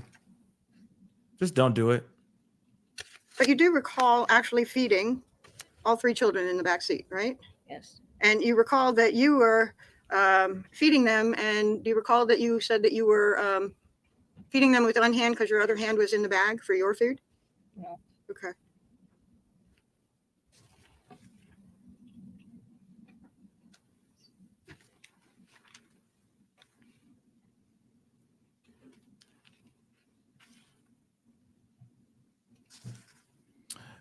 S-Dubs, that's a very good question. I hope they can, but I don't have an So answer let's for talk that. about why you left the Colonial I agree, Valerie. at that point where eventually the car broke down. Okay. Did you have concerns about Harmony in the car at the time that you left? No. Did you look at Harmony at all in the car before you left? No. And you said that Adam, struck her God knows how many times, Yes. and that she had been crying, and that Adam actually got scared that he had hurt her, Yes. and you never checked. No. And you described on direct when you were talking to the state that whenever you all were out in public, Harmony would be covered up so no one would see. Right. That wasn't quite true, right? Not in the beginning. Okay. And not at Burger King. Yes, she was under the blanket in Burger King. Okay. Do you recall saying that she had a blanket on her lap No. when you were feeding her? I just knew the blanket was there. And that you put little pieces of food on her blanket that was on her lap to feed her? No. I don't remember putting pieces of food on her lap. Sort of toss back a sandwich? Yeah. Okay. And you had no concerns about Harmony? No. You said that she was moaning before she was at Burger King? Yeah. And you said that she was moaning after Burger King. Yes. And that moaning had you concerned, Yes. but you didn't check. No. And I think you just said because you weren't concerned. No, I am concerned. I was concerned. Okay. And you didn't check on her. No. And Adam, you described as being scared that he would hurt her, had hurt her. Yes.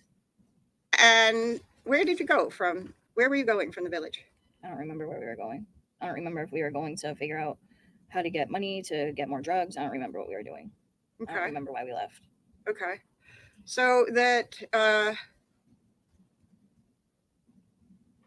if this were true, then Adam would be driving around with a critically injured child in the back seat in public. Right. And No it would have doubt. been a pretty important place to have to go for him to take that sort of risk of driving around with a critically injured child in the back seat. He didn't care. Okay. And Neither did or you. did not? I felt like I had no say. Okay. Anytime I said something, I'd get yelled at. Okay. And then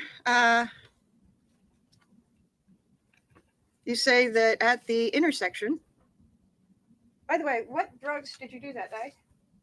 I remember doing heroin or fentanyl. Okay. Not crack. I don't remember if we did that or not. Okay.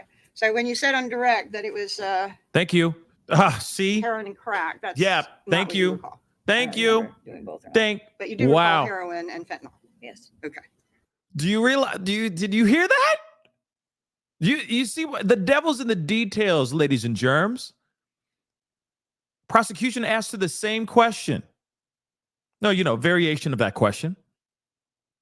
And she said, we did H and we did rock. She said it. We heard it together as a family. We heard her say that they went off to get some stuff. They went and got H. They got off on H and some rock. Now she's sitting here saying, no, it wasn't that. What in the freaking hell? This is bad. Unless she's on something right now, which I highly doubt. But that's bad. See what I'm saying? So now, prosecution, oh boy. Like this key witness is kind of mucking everything. She's muddying up the water. Big time. Because now the jury, if they're remembering what happened on Friday, they're probably sitting there saying the same thing. Wait a second. Didn't she say this? Didn't she say rock and H? Now she's saying that they didn't do that. They did Fenty and H. So what she recollects on what happened to poor Harmony is incredible. Let's continue. I'm going to roll that back just a little bit so we can relive that moment one more time. Man. By the way, what drugs did you do that day? I remember doing heroin or fentanyl. Okay. Not crack. I don't remember if we did that or not. Okay. So when you said on direct that it was Yeah. heroin and crack, that's not what you recall. I don't remember doing both or not. But you do recall heroin and fentanyl. Yes. Do you realize how bad that is? Like, I understand, like, you know, some other people might be like, who cares? It's just a little flub up. No, the devil's in the details. If she's now going, I don't remember what we did. But then in the during the direct, she was sitting there saying, you know, we were out there, we went, we got some H, we got some rock, we did it, we got off. What are you talking about now? Now you're on here and you're going, I don't remember. I don't remember. The what?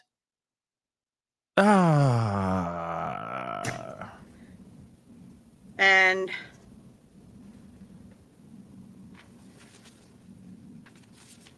Trash.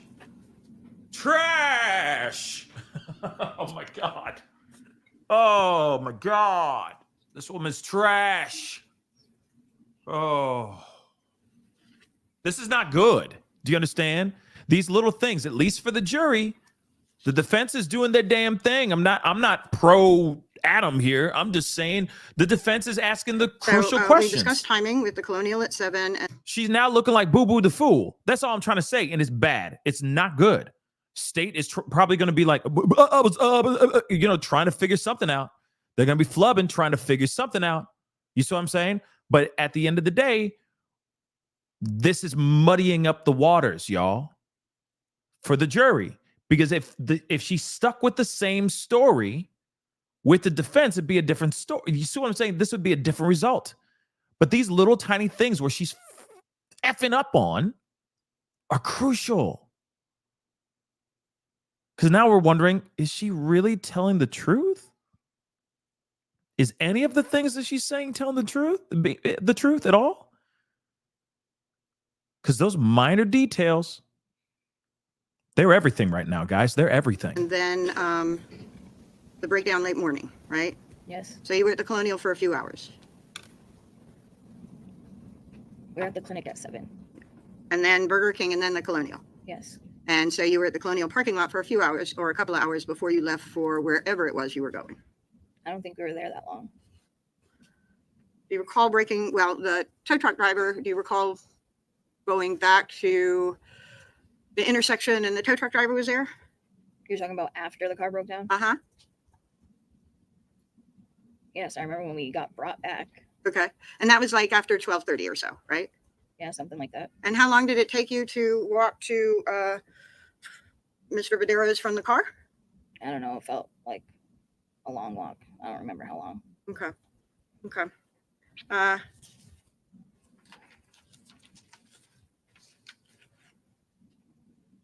I'll get the super chat soon. I appreciate all the support, guys. Thank you. Ay, Chihuahua, y'all. Ay, Chihuahua. So let's see. In that time that you were in the Colonial parking area on the 6th prior to the car breaking down, Harmony was in the car, but she was dead, right? No. Is this? Yes. Here we go. Another approach. Parking lot for 7 o'clock session at the clinic. dosage at the clinic, to Burger King, to the parking lot, to using drugs, to late morning driving away. Yes. Harmony was dead in the car, right? Not throughout that whole time. Pardon? Not throughout the whole time. She was actually in the trunk of the car, right? What? Were you and Adam planning or trying to figure out what you could do with Harmony because she had died? No, that didn't happen yet. Okay. Okay. So, Didn't even make any sense. somewhere important, you had to go with Harmony in the car, and you break down at the intersection, right? The I car didn't does. have anywhere important to go. Okay. So at the intersection, there's Webster and Elm Street, right? Yes. Elm Street is a big road, 4-lane. Yes. 4-lane in the sense that it has turning lanes, right? Yes. And Webster is smaller, 2-lane. Well, it was still 2 lanes where we were. Yeah, Yeah. and then it changes. And so you were on Webster getting ready to get onto Elm Street. I don't remember which way we were going. But I knew we were at the light. First car at the light. So you don't know if you were in the 4-lane part or the 2-lane of Elm Street or the 2-lane part of Webster? We were right on Webster at the light. Okay. And the light turns green and the car doesn't go. Right. And there are cars around you Yes. honking, Yes. looking at you. No, they were just figuring out why the car was there. We had to keep telling them to drive around. Okay. So you and Adam are sort of waving them around, Yes. or you're waving them around. I was waving them around to go around the car. Okay. And Adam, I think you said got the duffel bag out of the trunk, Yes. because the duffel bag was in the trunk, right? Yes. And Harmony's body was in that duffel bag already. No. Overruled. You tell Adam, well, I think Boy, oh boy. Adam asked you what to do, right? Yes. This is a pretty bad situation, right? Right. With Harmony in the car like she was. Yes. And Adam asked you what to do. Right. And you tell him that you should. Yes. Here we go again.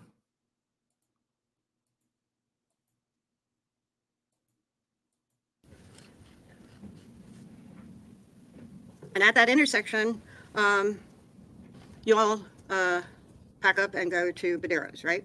Right. And that was your idea. No. It wasn't? No. I'm going to refer you to, I'm going to approach first, Your Honor. Man. She's mucking it all up, y'all.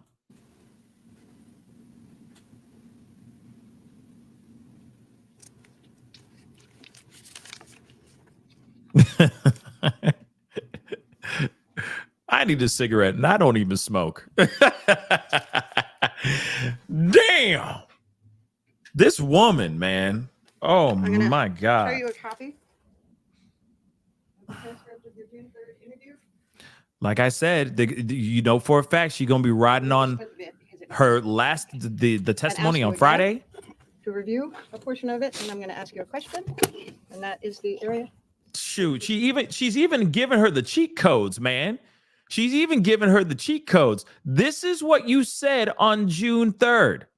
This is what you said to 5-0. Just so you know. Look at the interrogation, look at the questions, look at how you answered. Here are the cheat codes. Okay? A, B, A, B, up, down, up, down. Okay? And she's still it's so bad. It's so bad. She's like, here's the cheat code. Here are all the questions. Here are all the answers to every question on the midterm exam. That's all you need to do is read this and say, yep, I did say all that. And so far she's been like, I don't remember saying that. I don't remember saying that. Why is she doing that? Why is she doing that? Another question I have is, another piece I'm wondering in my head, you know, this is just in my head. Was there a conversation between them? Okay. Was there a conversation between her and Adam? And now she's just trying to muck it up for him? I mean, shoot, she was willing to have a little girl's remains in their possession for several months. and act like she was still alive for years. Think about that for a second. Why would she sit there and say what she said when when prosecution was asking her all these important questions? Why would she come in here and muck it all up even more? Because that's exactly what she's doing. Okay? That's wild. I'm going to have to look up. Thank you so much, C. Thank you so much. I will look that up about the Savannah Soto and Matthew Guetta stuff. But we are not on that right now, unfortunately. We are in the thick and in the weeds of this right now, okay? But I will look into that, and maybe that'll be the thing I do first thing tomorrow morning, okay? But nonetheless, this is some crazy stuff, y'all, okay? And I'm still wondering why this is happening, right? Why this is happening the way it is. Why is she doing this? Why is she literally annihilating everything? Why is she doing that? Was there a conversation that she had with Adam, or is she just really that dumb? Those are the only two questions that I have. Is she stupid, or is she stupid? You guys take your pick. Let me get some of these super chats really quick. I know some of them have been lingering for a while. S-Dubs, thank you so much for being a member for the past 12 months. I really do appreciate it. Hit that like button, guys, please, and thank you. Okay, I have no emojis. It's all good. Okay, you might need to refresh your page or something like that. Maybe that's what it is. But I appreciate you. And, shout out to one of our mods. Okay, so S-Dubs, I appreciate your support, really. Mimi, thank you so much for the 95. Another 95. Both super stickers. I really do appreciate it. Thank you so very much. Just my favorite things. Thank you so much for the 5. No amount of D's, no amount of party favors could get me past the pee and the poop. Yeah, smells. What the hell? Exactly. I don't know if I could do that either. Let me just be real with that too. Okay. S-Dubs again. Thank you so much for the 2. Can she mess up anyone getting justice for? Can she mess up anyone getting justice for Harmony? That's the question I'm wondering. Okay. And Jody Jebs, hi. Just so you know, party favors means like the H, rock, booger sugar, Mary Jane. It's just another code word. I know it's not the greatest code word, but that's the only code word I can think of that can cover the vast things that people do when they're trying to, get off. Okay. But no matter what, it's still this whole thing. I'm wondering what her motive is, and I'm wondering why it's happening this way. Right. So the same thing, S-Dubs, I'm still trying to understand. Really, I'm trying to understand why she's approaching the way she's approaching. And it's approaching this the way she's approaching it. It's really aggravating the hell out of me. And Janelle, thank you so much for gifting someone with a family membership. I really do appreciate that. Thank you. Because sharing is caring, guys. Sharing is caring. Let's get back into this. But she literally, somebody said the Cliff Notes. She's getting the Cliff Notes right now. Defense is coming up and saying, here's what you said. Now we're going to ask you that same question. And she's still mucking this up. Okay? Sheesh.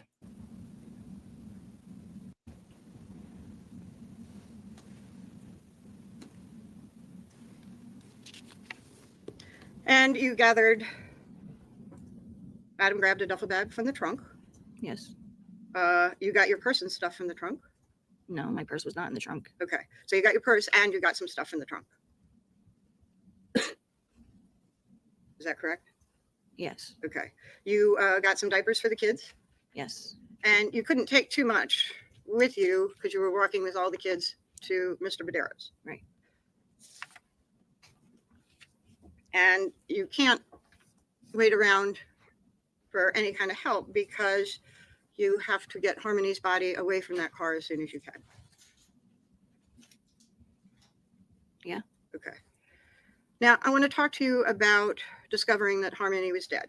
I think on direct, you said that Adam opened the door and said something like, baby girl, wake up, or wake up, baby girl. Yes. And she wasn't moving. Right. And that's when he popped open the trunk, you said. The trunk wouldn't open. It did eventually, though, right? We moved the car seat out of the car so that he could move the seat to get into the trunk. Okay. And Adam checked her breathing. He was just trying to wake her and she wouldn't wake up. Okay. Do you remember Adam saying that Adam put his hand over her heart? No. And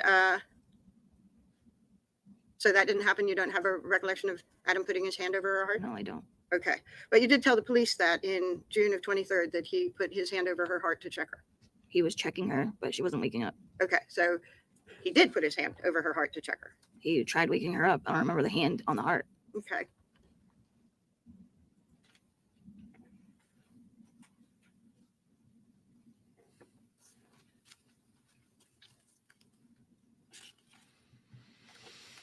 Oh boy. Yeah, Jersey. Diabolical. You know what I'm saying? All of this. Do you remember telling the police on June of 2023 that he checked her breathing and like put his hand on her heart? No. Okay, I'm going to show you.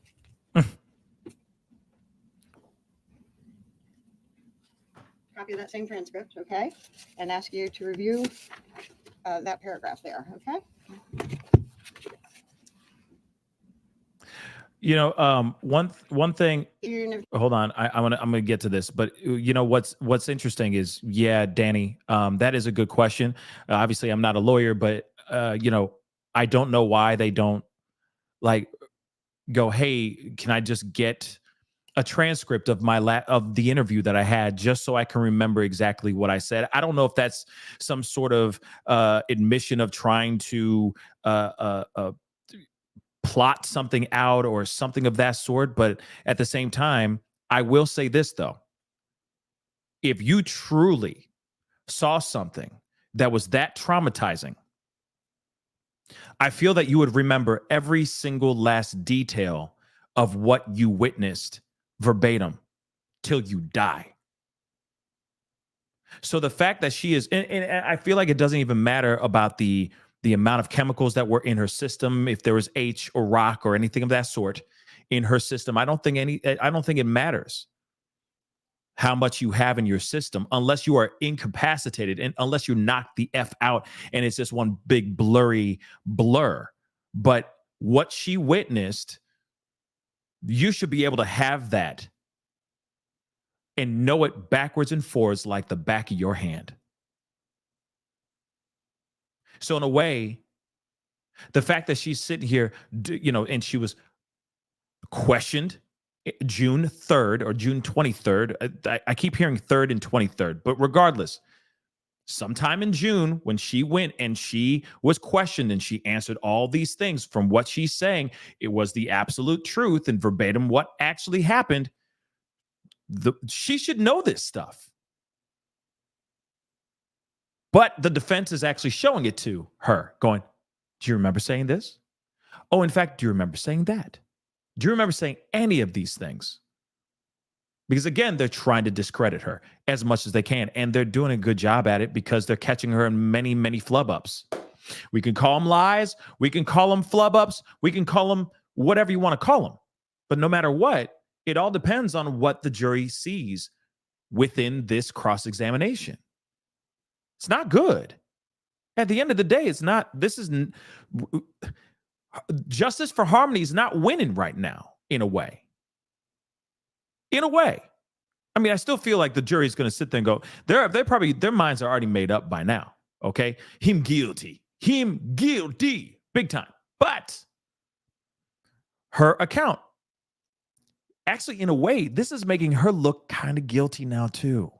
That maybe she had a hand in this stuff and she's trying to cover her own ass. CYA. Maybe she's trying to do that.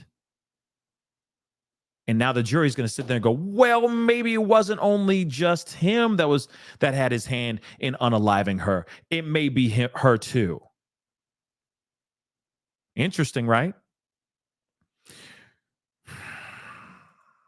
Well, let's continue. But she's literally going, here is the cheat sheets to the exam that you already took. These are the answers that you wrote down. All you got to do is regurgitate exactly what you did in June of 2022, if I'm correct. And she's still not even doing it right. I don't remember doing that. I don't remember saying that. What? What in the what? As Grizzly would say, what? Okay. Doesn't make sense. 2023, you were telling them 2023, as if it I was mean. a memory, right? Right. So either it wasn't a memory or that memory is gone. Let me roll that back. 23, you were telling them as if it was a memory, right? Right. So either it wasn't a memory or that memory is gone. I don't remember. Bad. And you also checked Harmony, and she wasn't breathing. Right. You checked her neck and you checked her wrists. Yeah. And you were looking for a pulse. Yeah. Must have been panicking. Yeah. Did you do that before or after you were waving cars around? After. Okay. So after you have checked Harmony, you're saying that you went to the back of the car and you're sort of moving, waving cars around to get them around your car. Yeah. Okay. And how long did you do that? Until we got the stuff out of the car that we needed to get out. Okay. So are you doing that while Adam is getting stuff out of the car? No, we're both on each side of the car doing the same thing, trying to get stuff out. Which side of the car were you on? That I don't part. remember. Okay. And you I don't claim remember. that as these cars are going around and beeping and everything, that Adam put Harmony into a duffel bag. Yes. And the four of you walked to Colonial Village. Right.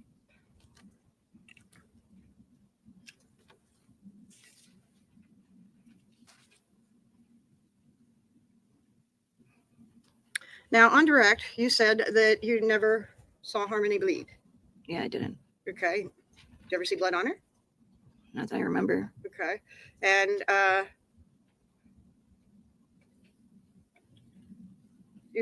you told the police that while Adam was throwing stuff in the back and cleaning the car, that you told the police that Adam was putting stuff in the bag and cleaning the car, right? After What? after we got to Anthony's and he brought us back to the car to get stuff out Uh-huh. and he cleaned it. Okay.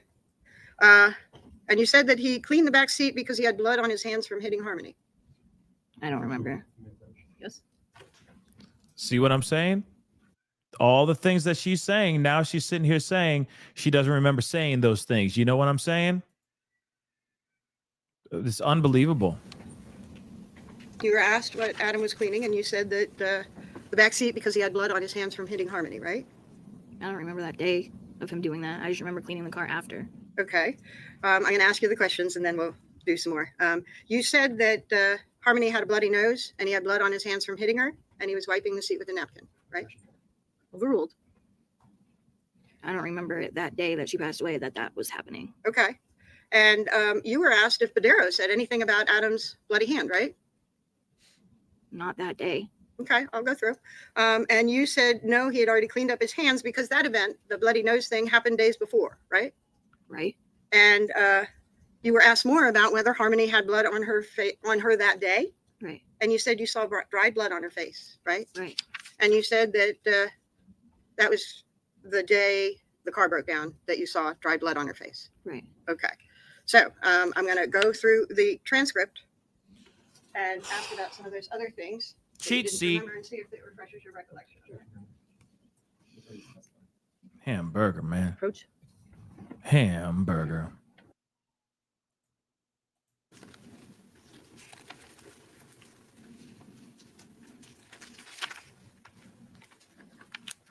And the ongoing question still remains, hell hath no fury like a woman scorned. Is this a situation where, when prosecution were asking her questions, obviously when they parted or when she ran away, he had already moved on to a new girl and all that stuff.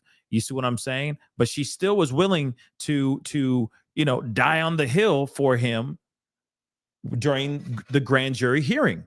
Okay. But now it's a completely different story now, or at least Friday was a different story. Now she's sitting here saying she don't remember anything. And I keep wondering, did something happen this weekend? Did something happen this weekend that changed how she was approaching these questions? Because now it's, I don't remember. Now it's, I didn't say that. Or, no, that's not what happened. And it's like, wait a second, you said it over here months ago, several months ago. So what is the truth here? So I'm wondering, did Adam get a hold of her somehow through the prison? I'm just curious because this is weird. Would this count as perjury? Again? For her?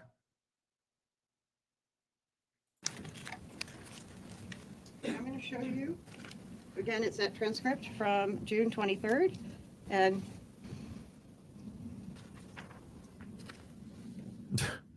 ask you to review portions of that transcript. And I'm going to show you 229 down to all of 229 and 230. Okay, let her read. That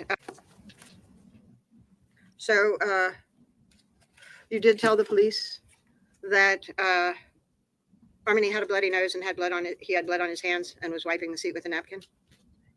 Yeah, but that happened days before. Happened before she died. Sure, but the wiping was on when the tow truck driver was there.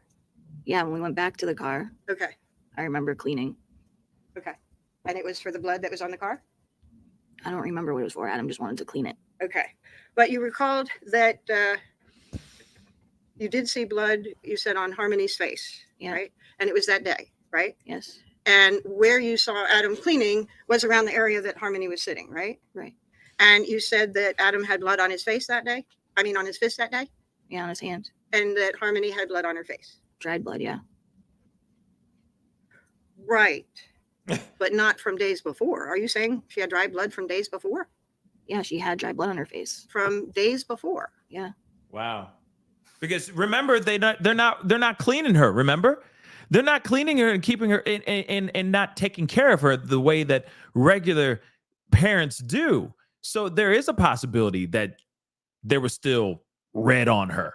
You see what I'm saying? This kid is marinating in her own funk for days, if not weeks, if you really think about it. So what are the chances of her still having a little red on her face or on her body? She ain't getting cleaned up. This woman for sure ain't cleaning her, and you know for damn sure Adam ain't cleaning her either. So let's keep moving. And he never cleaned her face for days? No, he just kept her under the blanket. There it is.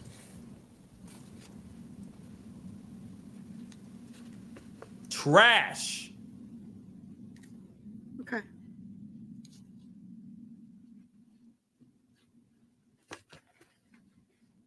Now you said Friday, that you and Adam had talked about what to do together. Is that right? You remember that? Yes. And that you sort of came together with the plan to say that Adam had taken Harmony to her mother's. That's what Adam told me to say, yes. Okay.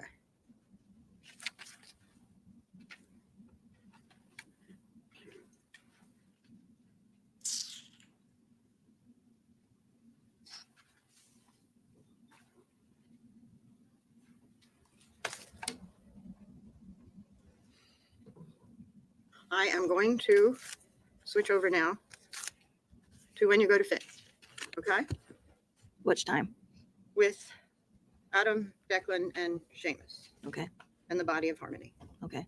And so Adam no longer had a car after December 7th, right? Right. And he no longer had the freedom to drive wherever he wanted to, right? Right. And when he drove, there would be somebody else in the car, right? He would be driving someone else's car, right? And sometimes he drove Badero's car, right? That was way before. Okay. And you still didn't have any money, right? Right.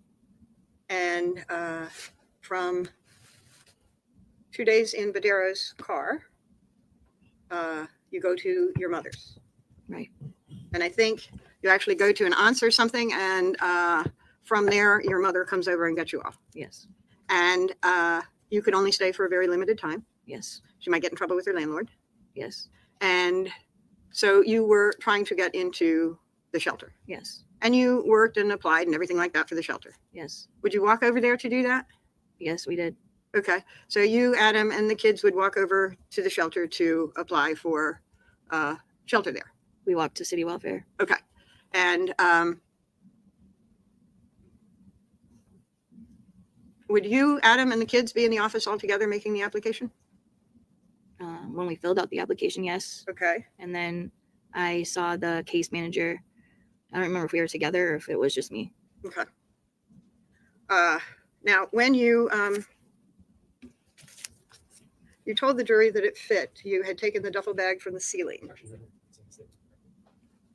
Overruled. Yes. Here we go.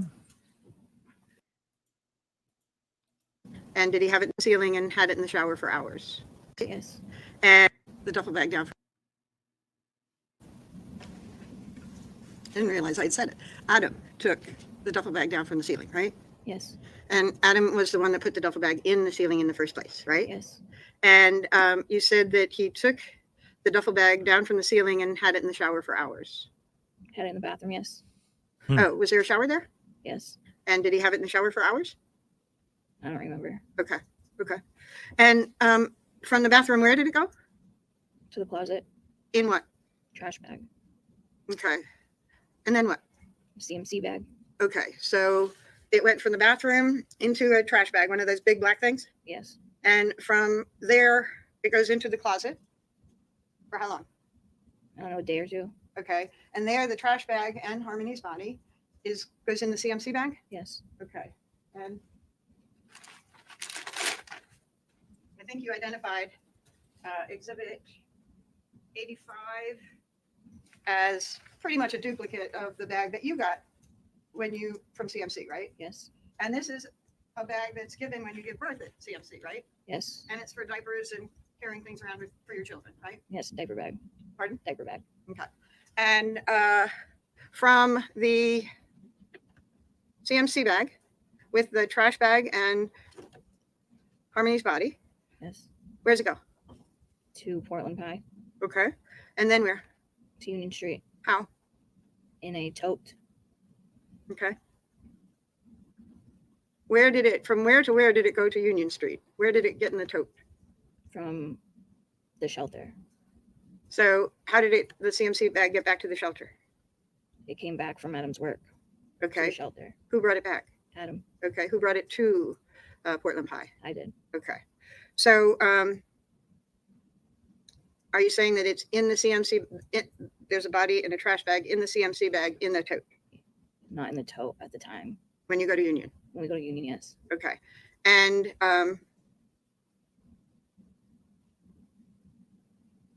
so you told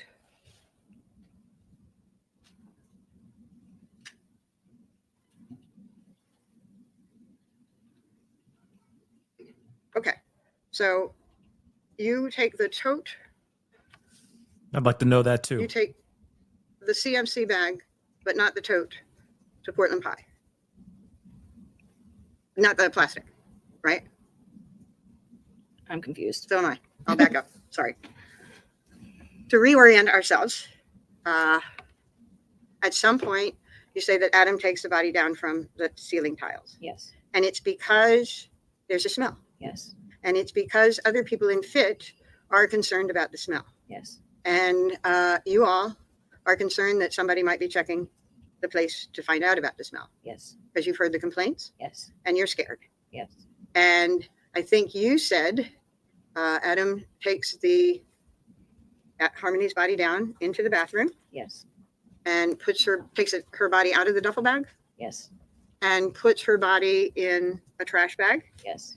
and puts the trash bag in the closet.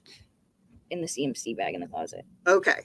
So from the bathroom, is her body put in the CMC bag? In the trash bag. The trash bag's in the CMC bag. And that all happens in the bathroom. Yes. And then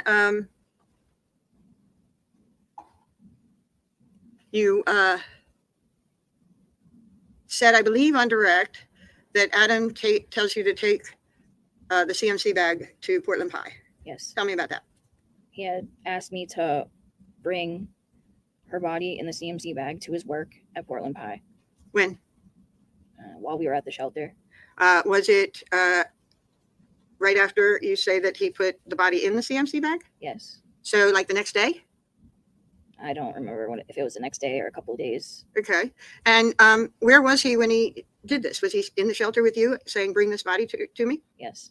So he's in the shelter with you and at some point goes to work Yes. and has told you to bring this CMC bag to work. Yes. Why didn't he just take the CMC bag? I don't know. Okay. So you have 2 kids and a stroller, right? Yes. And so tell me about those arrangements, getting the seat, and you take all of that to Portland Pie. That's what I'd like to Tell know. me about how you did that. Yeah. It was a double stroller. So I had one kid in the front and there's a basket underneath. And I put the CMC bag in the basket. And then the other kid was on the other Jesus side. On the other seat. Christ. Okay. So you take the CMC bag out of the closet and put it on the stroller? Yes. And is that inside fit or outside fit that you loaded on the stroller? Inside. And then you get your kids arranged Yes. as well inside. Yes. And then you walk down the street. And I think you said it took about 15 minutes or so. Yes. And you are walking with your children and the body of Harmony in a CMC bag to Portland Pie. Yes. And why? Why was it going there? Did you know? He asked me to do it. Okay. You didn't say anything, ask him why or anything? He said he was doing it so that the smell wouldn't be at the shelter. Okay. Did you tell him he should take it with him? No, he called me when he was at work and told me to bring it. Okay. So he didn't tell you to do that while he was at FIT. He was thinking about it, but I didn't think he was really going to do that. Okay. So he mentioned it at FITS, but then calls you from Portland Pie and says, come on down. Yes. Okay. And then you have a place at Union Street, right? Yes. And somehow the body has returned to FIT Yes. before you moved to Union Street. Yes. And you don't know how. Adam brought it back. Did you see him bring it back? I don't remember. Okay. I don't remember if it came back. Yeah, because we had to bring it to the apartment. Okay. And you brought it? The CMC bag in a plastic storage container, right? Yes. And you went to the Union Avenue apartment. And again, you have a stroller with your 2 sons. Yes. And now it is a plastic container that is on the stroller. Yes. Okay. And it wasn't a plastic container on the stroller when you went to Portland Pie? No. Okay.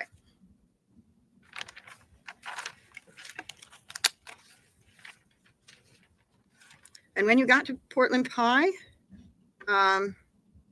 you and Adam put the body in a refrigerator? It was his job, Okay. so he did. That was his job. It was His to job handle. was at Portland Pie. Okay. So he took the CMC bag inside and he said he put it in the freezer. I'm sorry. I meant to be asking about Union Street, and I know that I misstate sometimes. So at Union Street, you're on a 2nd floor, Yes. and you sign the lease and everything like that. And Adam brings the body upstairs, Yes. and the CMC bag is put in the refrigerator. It's in the tote. Okay. When we were walking to Union Street, the bag was in the tote. He brought the tote upstairs and put it in the closet. Okay. And from the closet, it went to the refrigerator? Yes. Okay.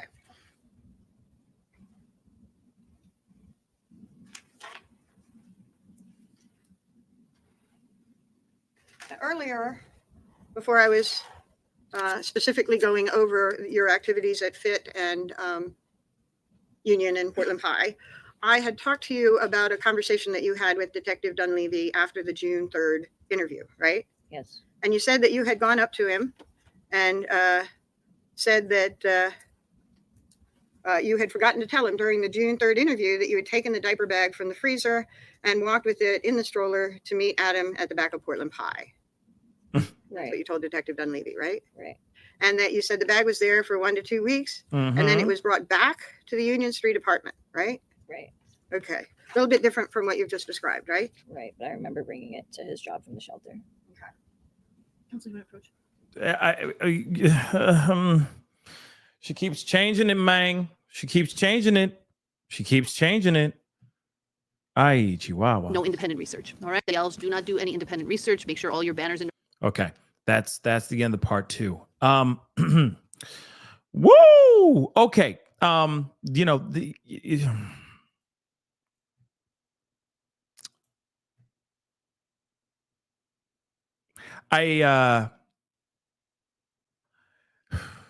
There's a lot to. I'm sorry. There's a lot to digest here. Because of especially at the end, she still is changing the narrative again. What she said Friday is now a little bit different than what she's saying right now. And that is a very, very big problem. Okay. Let me just get into part 3. Okay. Let's just get into it. Let's just do it. Okay. If I'm correct.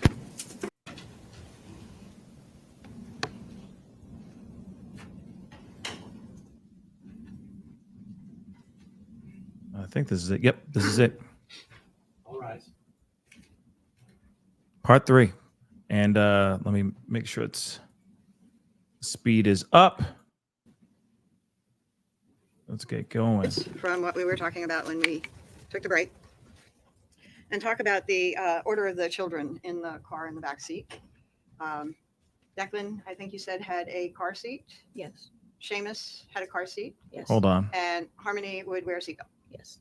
And I think that you said earlier today, Declan was in the middle, Seamus was on the driver's side, and Harmony was in the passenger side. Yes. In Hold on. Let me make sure. Part 3 is with a new hairstyle. My bad, guys. I was like, did I get 2 in a row? Hold on. Hold on.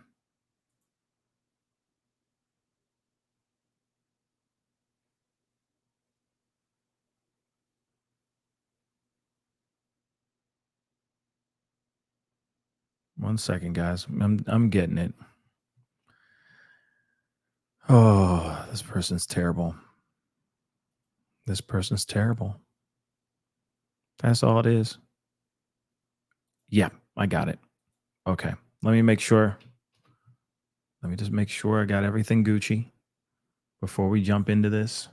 Again, please don't forget to hit that like button down below. Please and thank you. Don't forget to hit that subscribe button if you're watching on YouTube.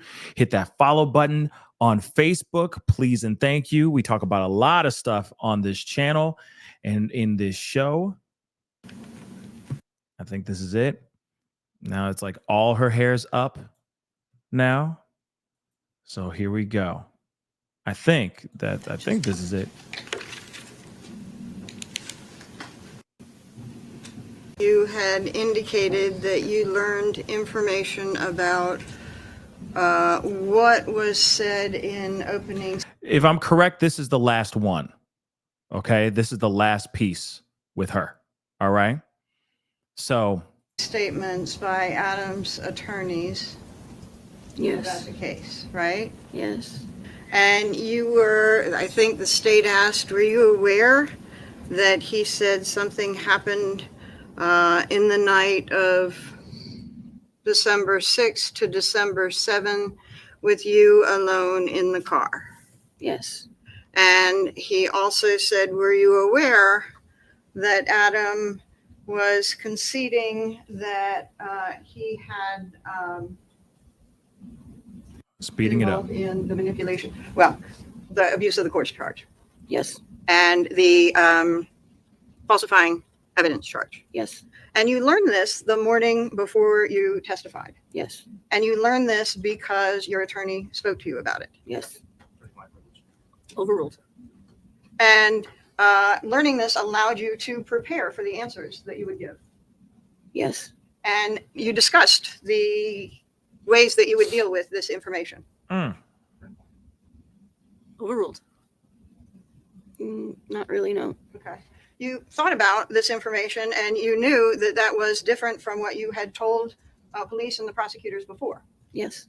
And you thought about this information and this pointed the finger at you, right? Yes. And you certainly didn't want to have the finger pointed at you, right? Right. And you wanted to think about and prepare yourself for how you would respond to those questions. Yeah. Okay. And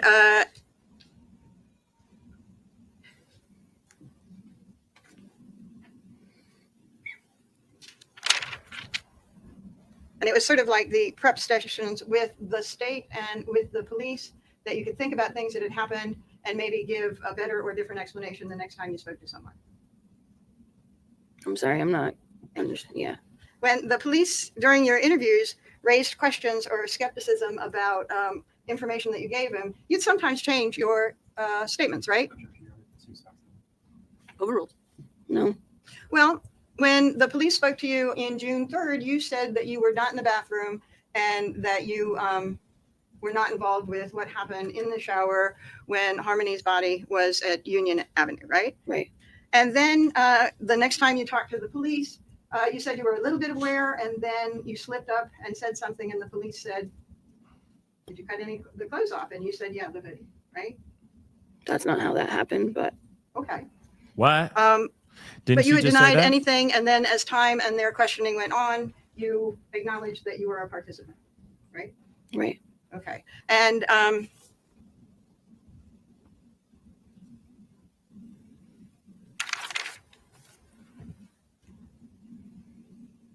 you talked on direct about Adam losing it in after Harmony's body was in the shower, right?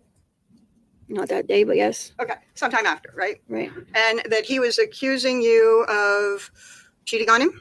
Yeah. Accusing you of trying to kill him? Yes. Accusing you of having cameras all over the house? And other things, yes. And accusing you of blaming him for Harmony's death to the police? No. Accusing you of telling the police? Right. You already said that. Pardon? You already said that. Okay. So he was accusing you of telling the police that he had caused Harmony's death, Yes. and accusing you of telling the police that you were trying to poison him. Yes. He was scared of you. No. Okay. And none of that was true, right? What do you mean? You weren't cheating on him, right? Right. And you weren't trying to poison him, Right. and you weren't accusing him of Harmony's death. No. He had just sort of lost his mind for a while, right? Yes. And in that time period, he got violent. Yes. And you told the grand jury when you were talking about that time period that he punched you twice, I don't remember saying how many times, but yes. or a couple of times. Yes. And that sounds right? Or do you want to see your grand jury testimony? No, I was going to say yes. Okay. And he punched you twice, and The objection sustained. you told the grand jury he punched you twice or a couple of times, right? Right.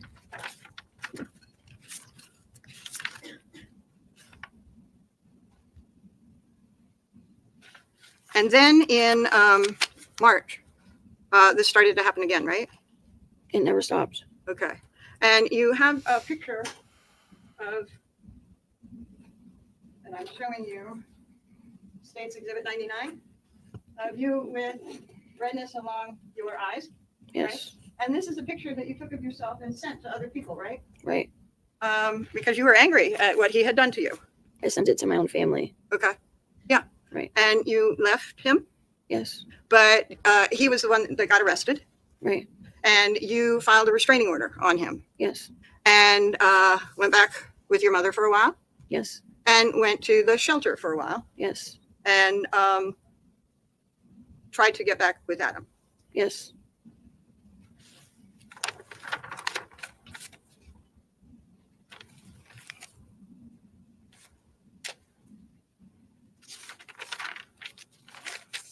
And you're saying it was not a couple of times in after Harmony's body was taken away, it was constant. Yes. And then he had also, we talked about, become despondent and sort of suicidal. It happened twice. Yes. She just said it happened twice. Overruled. And you took care of your kids, right? Yes. And took care of Adam Yes. and continued on with your life. Yes. You said that the state asked you about Adam being pure evil, right? Yes. And that's what you said you saw in Adam at the time that you say that he was beating Harmony. Yes. And you're saying that a child was beaten to death beside you, looking like pure evil, and you continued on with your children and your life with Adam. Yeah, but it wasn't okay. Okay. And you did nothing about Harmony's death. No, I asked him to stop, and he didn't. Okay. I'm talking about after Harmony was I was died, gonna you say. continued on with your life, right? Yeah, but it wasn't okay. It was abusive. Okay. And You don't like that. Abusive, right? Right. And Notice that everything she just said, it has everything to do with her and has nothing to do with Harmony. You see what I'm saying? Everything she's talking about is all the things that the hell that she went through, not about little innocent baby girl Harmony. Interesting, don't you think? Oh yeah, but it was the A word. It was that. Oh yeah. Everything after that was the A word. That's what happened. No, you both. This child lost her life. She is gone right now because of the decisions that you both decided to make. But this is what's going on in her head. She doesn't see. She doesn't see that. Everything is self-centered. Everything is about her and what she endured. What about Harmony, though? What about Harmony? you would not approve of abusive behavior. Well, I was taking it Okay. when I shouldn't have. It took a while for me to just leave him. It's really hard. Okay. I'm sorry. Hold up. It took her a while to leave him. Do you realize that let's not forget there was an unaliving of a 5-year-old girl. Let's talk about that for a second. You know what I mean? Wouldn't that give you grounds to leave, to kick rocks? Actually, first, before you do that, you call 911. I mean, just a thought before you decide to just sit there and deal with it for several months. I'm just saying, like, it's just that. Is she dumb or is she stupid? Oh, let's not forget. Even way before that, actually stopping him from actually putting his paws on that sweet, innocent little girl.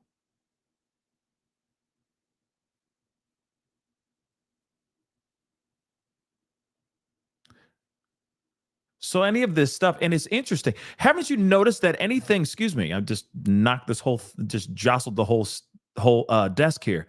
But think about this for a second. She remembers everything after the fact now.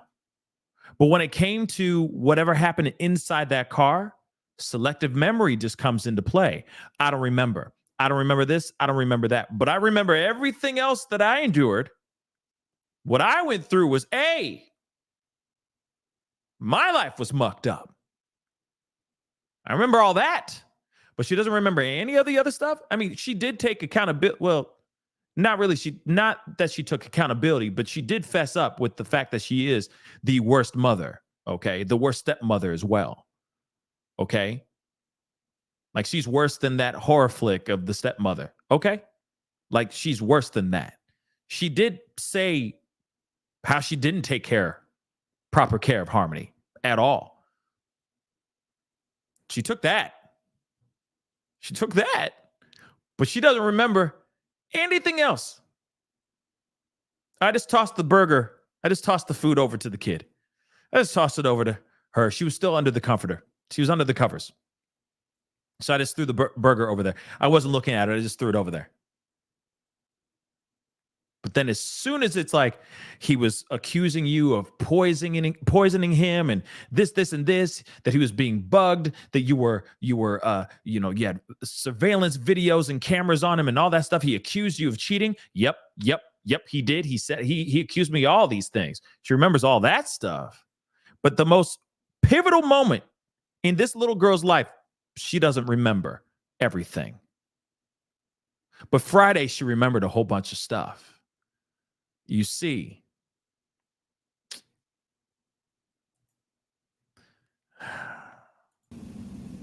Now, the duffel bag in the trunk of the car, you eventually got the trunk open, right? No, we didn't get the trunk open. Well, you eventually got a bunch of stuff out of the trunk, right? Yes. And were you present when Mr. Badero drove Adam back to the car? Yes, I was with him. And the kids were where? With us. Okay. And at that point, you were trying to get the rest of the stuff out of the car. Yes. And you were able to take some things out of the car. Yes. From the back seat Yes. and from the trunk. Yes. And let's talk about the letters talking about betrayal. Remember talking about that on redirect? Yes.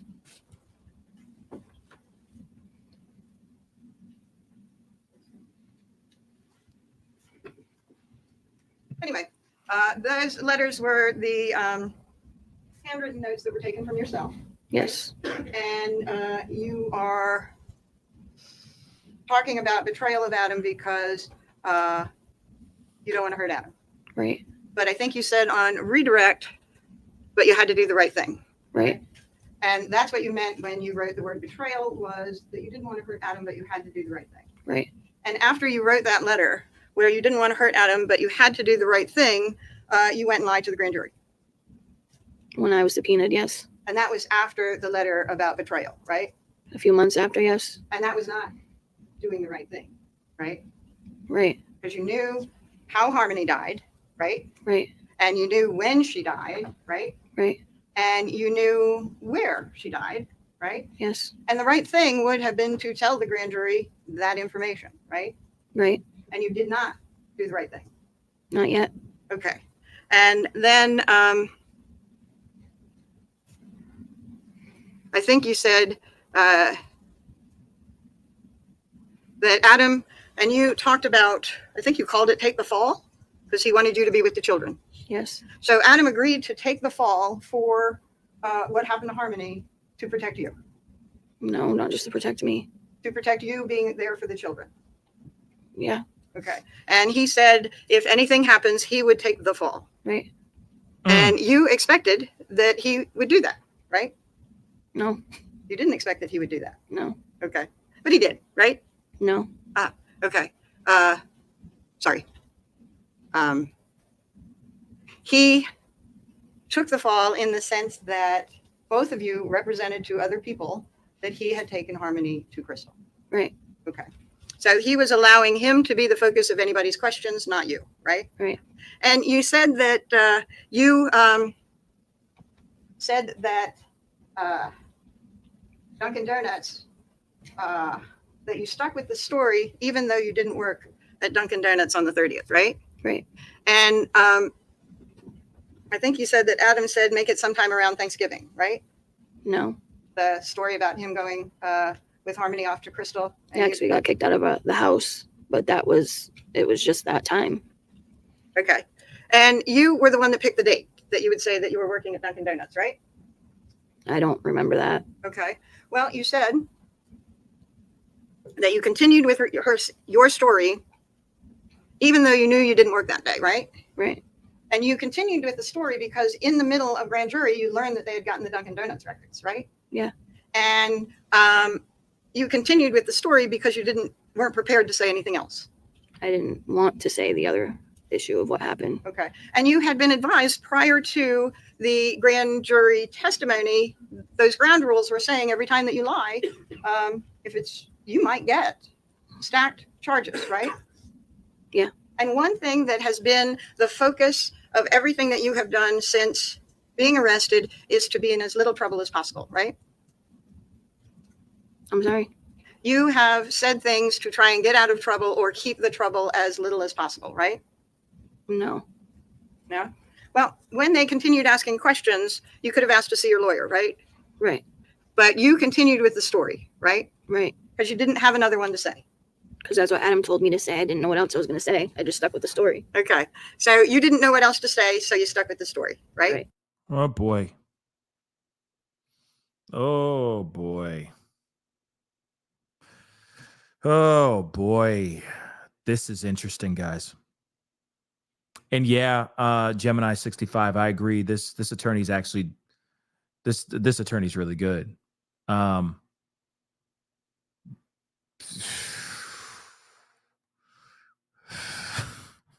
This is no bueno. Cabrón, this is no bueno.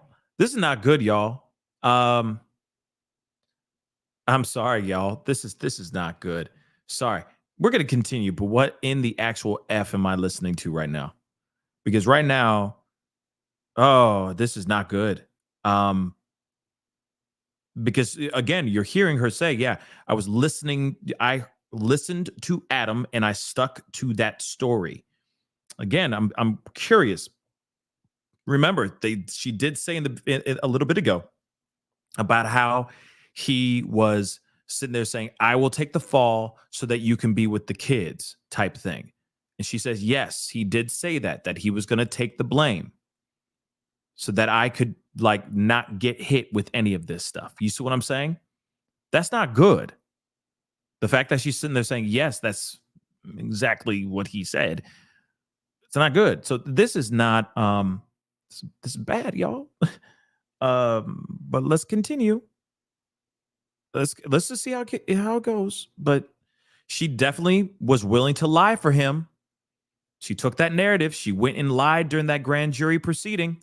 Let's not forget that piece. That's why she got caught with perjury. So this is, like I said, I'm wondering what's up with that. I'm wondering what happened with this weekend, y'all. I'm wondering what happened over this weekend. Real talk. Or if this is both him, Adam, and Kayla's whole goal is to just throw this whole trial off by her mucking up this thing the way she is doing right now. But then again, maybe I've watched way too much Matlock and way too much Perry Mason. I don't know. Let's continue.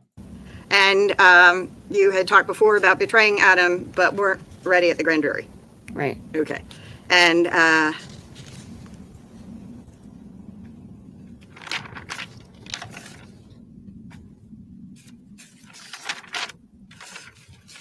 you said that you were afraid to do anything because you were afraid of what would happen, right?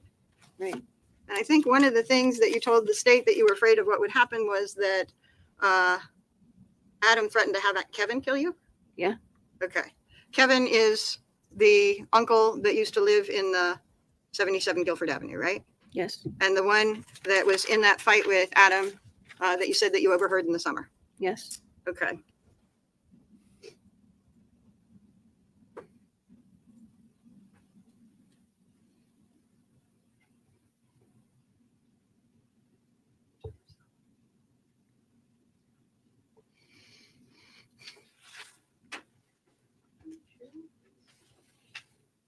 Statements couldn't be used against you, right? Right. And that they wanted the truth, right? Right. And you told them when you first spoke after having this agreement that you did not go into the shower at Union Avenue when Adam was manipulating the body, right? Right. All right. Right. And that was not the truth, right? No. And you didn't get in any trouble for it, right? Right. You just changed your testimony, right? Right. This freaking lawyer, man. Oh, rephrase. Okay. Your statement, right? Right. And as time went on and they would approach you with things, you might adjust your statement to fit some of the questions, right? Right. Okay.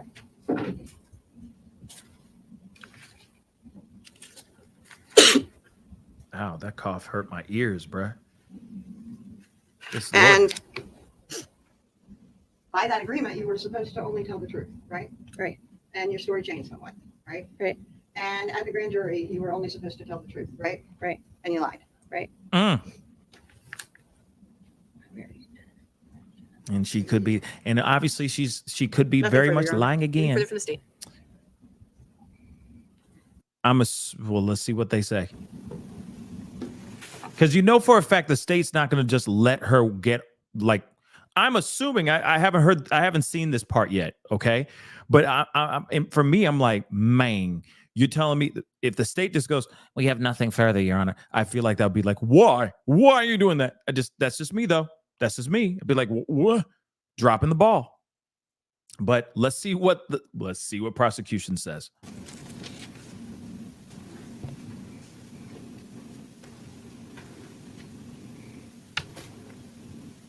That lawyer did that damn thing. Wow. All right, you may sit down. Wow. Wow. Wow. You want to know why they're not asking any questions right now? Because they don't want to get caught up in the web of lies again.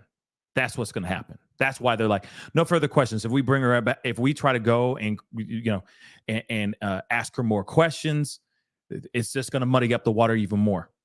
We ain't got nothing. We're like, maybe we can bring her back before the trial ends, maybe to ask her a few more questions or something of that sort. Maybe they can still do that. I don't know. But at the same time, like, yo, that was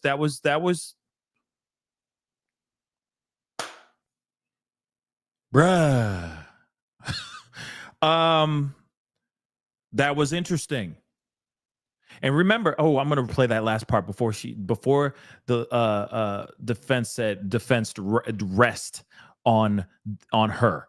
I just want you to hear what she said at the very end, and she was like, "No further questions." Right? As soon as she said that, I'm like, "Bruh, this woman just dropped the mic."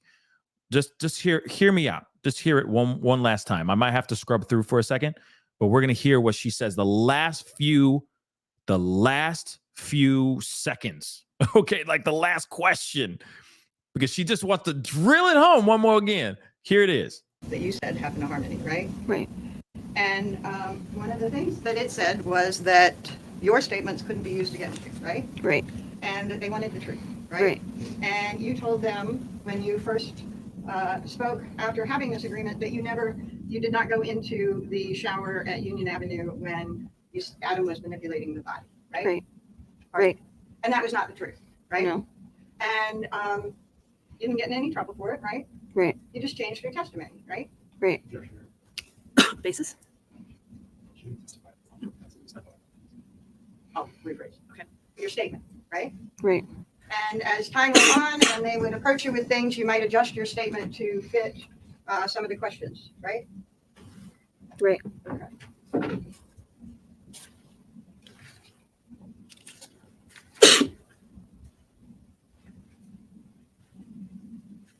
And by that agreement, you were supposed to only tell the truth, right? Right. And your story changed somewhat, right? Right.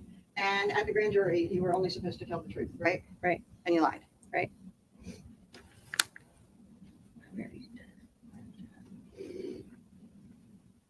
Nothing further, Your Honor.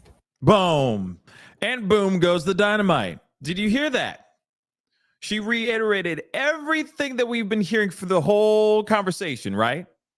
She said, hey, you made an agreement to do this, this, and this. You still lied under oath at the grand jury hearing.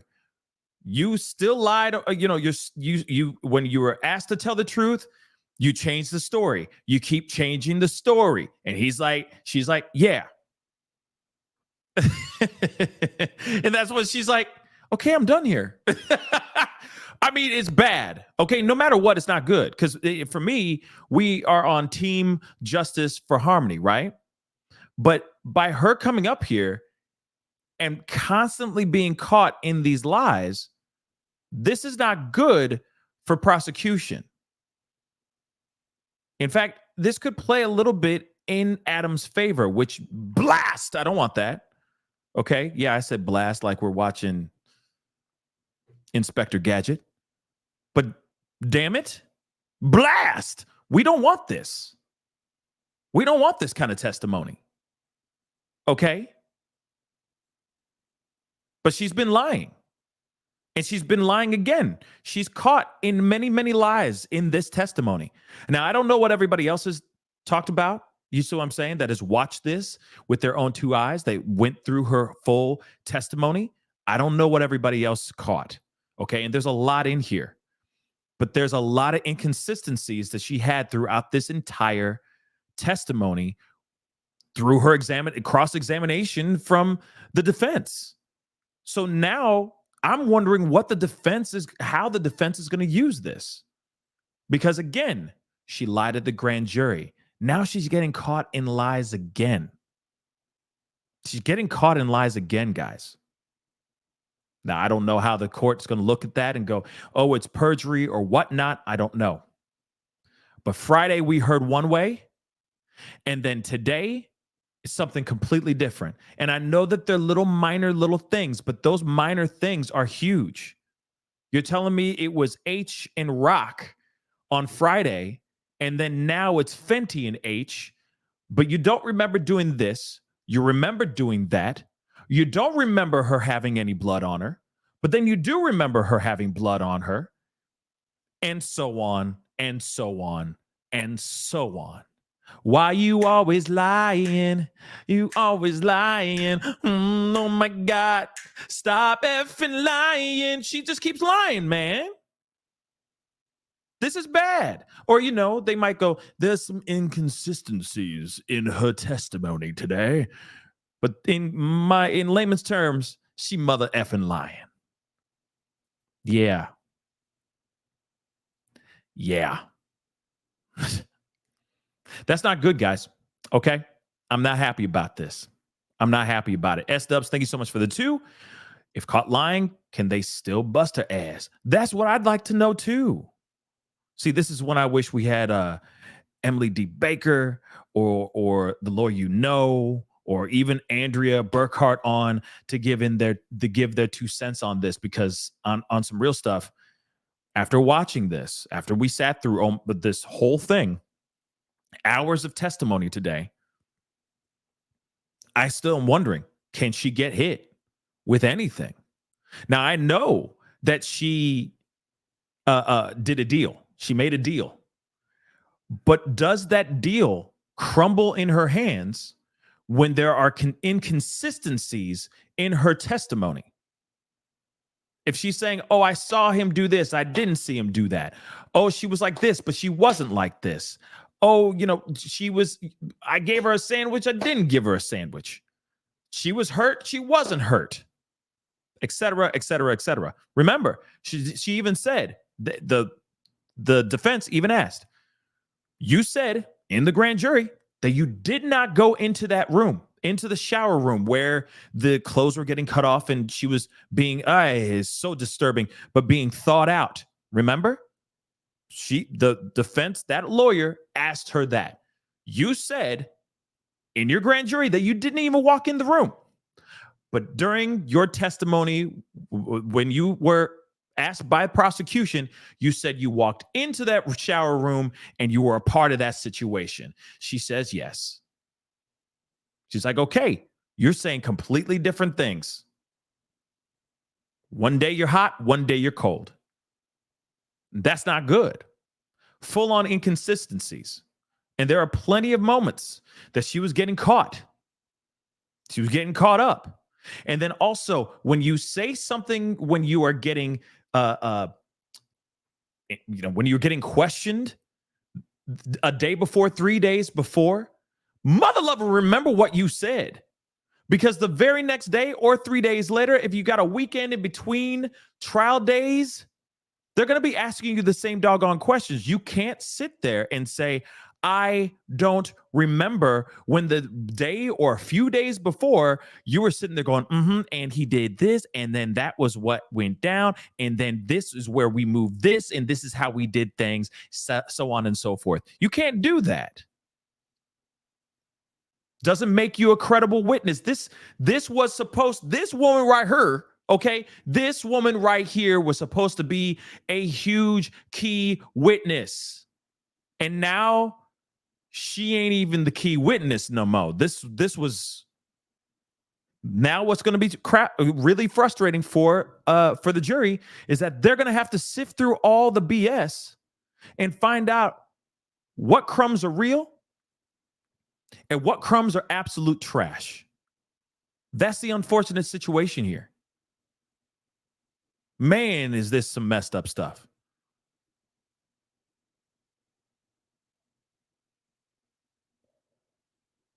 This is some messed up stuff.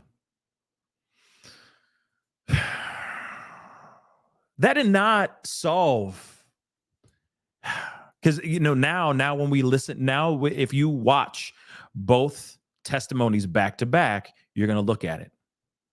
You're going to look at it and you're going to see, oh man, there's so much. Then somebody just said it. You jumped right ahead of me, but F it. Right there. Reasonable doubt. And that's not good. I'm just going to. But that's no bueno. That's not what we want. Okay? We want clear, concise, crystal clear. Without a shadow of a doubt going, yep, he did that. Moving on. Him guilty. We don't even need to deliberate, guys. We all know the guy did it kind of thing. You know what I mean? But now she went in and mucked up, made it some very murky water. And I'm still wondering, was there a conversation? Did somebody reach out to her while she's in, in her holding cell, whatever it may be, to tell her, hey, come Monday, you need to start saying, I don't remember. I need a lesser charge type ish. Were they plotting? That's the thing I'm wondering, because it seems a bit odd that she went from one way and now she's doing something completely different. And I am not here for it, y'all. I am not here for this. Anyway, guys, that is the show. I appreciate all y'all for being here. It really does mean a lot. That was a lot to dissect, a lot to digest. Man, do I need to just woosah pressure points for a little bit. This was to me, very disappointing. Okay? Very disappointing. And let me be real. The defense did the damn thing. They asked all the right questions and kept catching her in inconsistencies. She's worse. She's worse than Paserno. She's worse than Paserno. That's not good. That's not good, especially when you're under oath. We got to find out what's going to happen to her. We're going to find out. Okay? But she's worse than Paserno. Hamburger. Anyway, guys, I appreciate you guys being here, sitting through this with me. This burns my cookies, man. But hey, I'm gonna say this too, real quick before we wrap up. If they walk, them streets are gonna handle that. Oh, trust me, them streets are gonna handle that. But I don't think it's gonna happen that way. She may walk in May. She may not. But if she does, them streets, karma's a, you know what, okay? Karma don't forget, okay? It always remembers. And them streets are gonna get her. Watch if she walks. I hope she doesn't. Through this, they need to find something on her, and they need to find it on her quick. They need justice for this young girl, period. Anyway, guys, I appreciate all y'all for being here. It really does mean a lot. Hit that like button down below, please, and thank you. If you're watching on Facebook, hit that reaction button. Okay, don't forget to do that. Hit that subscribe button. If you're watching on YouTube, please go over to my secondary channel, The Pascal Show Clips. The Pascal Show Clips. Please go over there. Hit that subscribe button over there as well. I've been putting out clips over there also, all right? So please go check that out. Subscribe. All right? Hit that join button down below. If you're watching over here on YouTube, become a member. That would be amazing. Of course, check out my Patreon, patreon.com/The Pascal Show. Or, hey, if you want to support the channel and just wear some dope ass swag, check out pascalmerch.com. It is pinned to the top of the chat. It's also in the description box down below. Okay, I'm sure you'll find something you'll like or something that you think your loved one will like. Okay, handcrafted merch by these two hands. Go check it out. That'd be greatly appreciated. I'm going to keep an eye on this case, on this trial. Trust me, we going to get justice. Okay? We going to get justice for Harmony because she deserves that without a shadow of a doubt. All right? So we'll be watching. If there's new developments, and of course, with this trial, if there's any big testimonies, we will be watching them as a family. Okay, guys? But anyway, it is time to get going. I appreciate all y'all for being here. Without you guys here, I'd be talking to a wall, so it does mean a lot that you're holding my hand. We're holding our hands together and walking through these dark, deep waters, okay? Especially with this particular case, okay? But have a drink on me. Go kiss your loved ones. Be with the people you love, and I will see you guys soon. It's time to get going. Be good to yourselves. Be good to one another. I'll see you guys soon. Much love. This is The Pascal Show. Bye.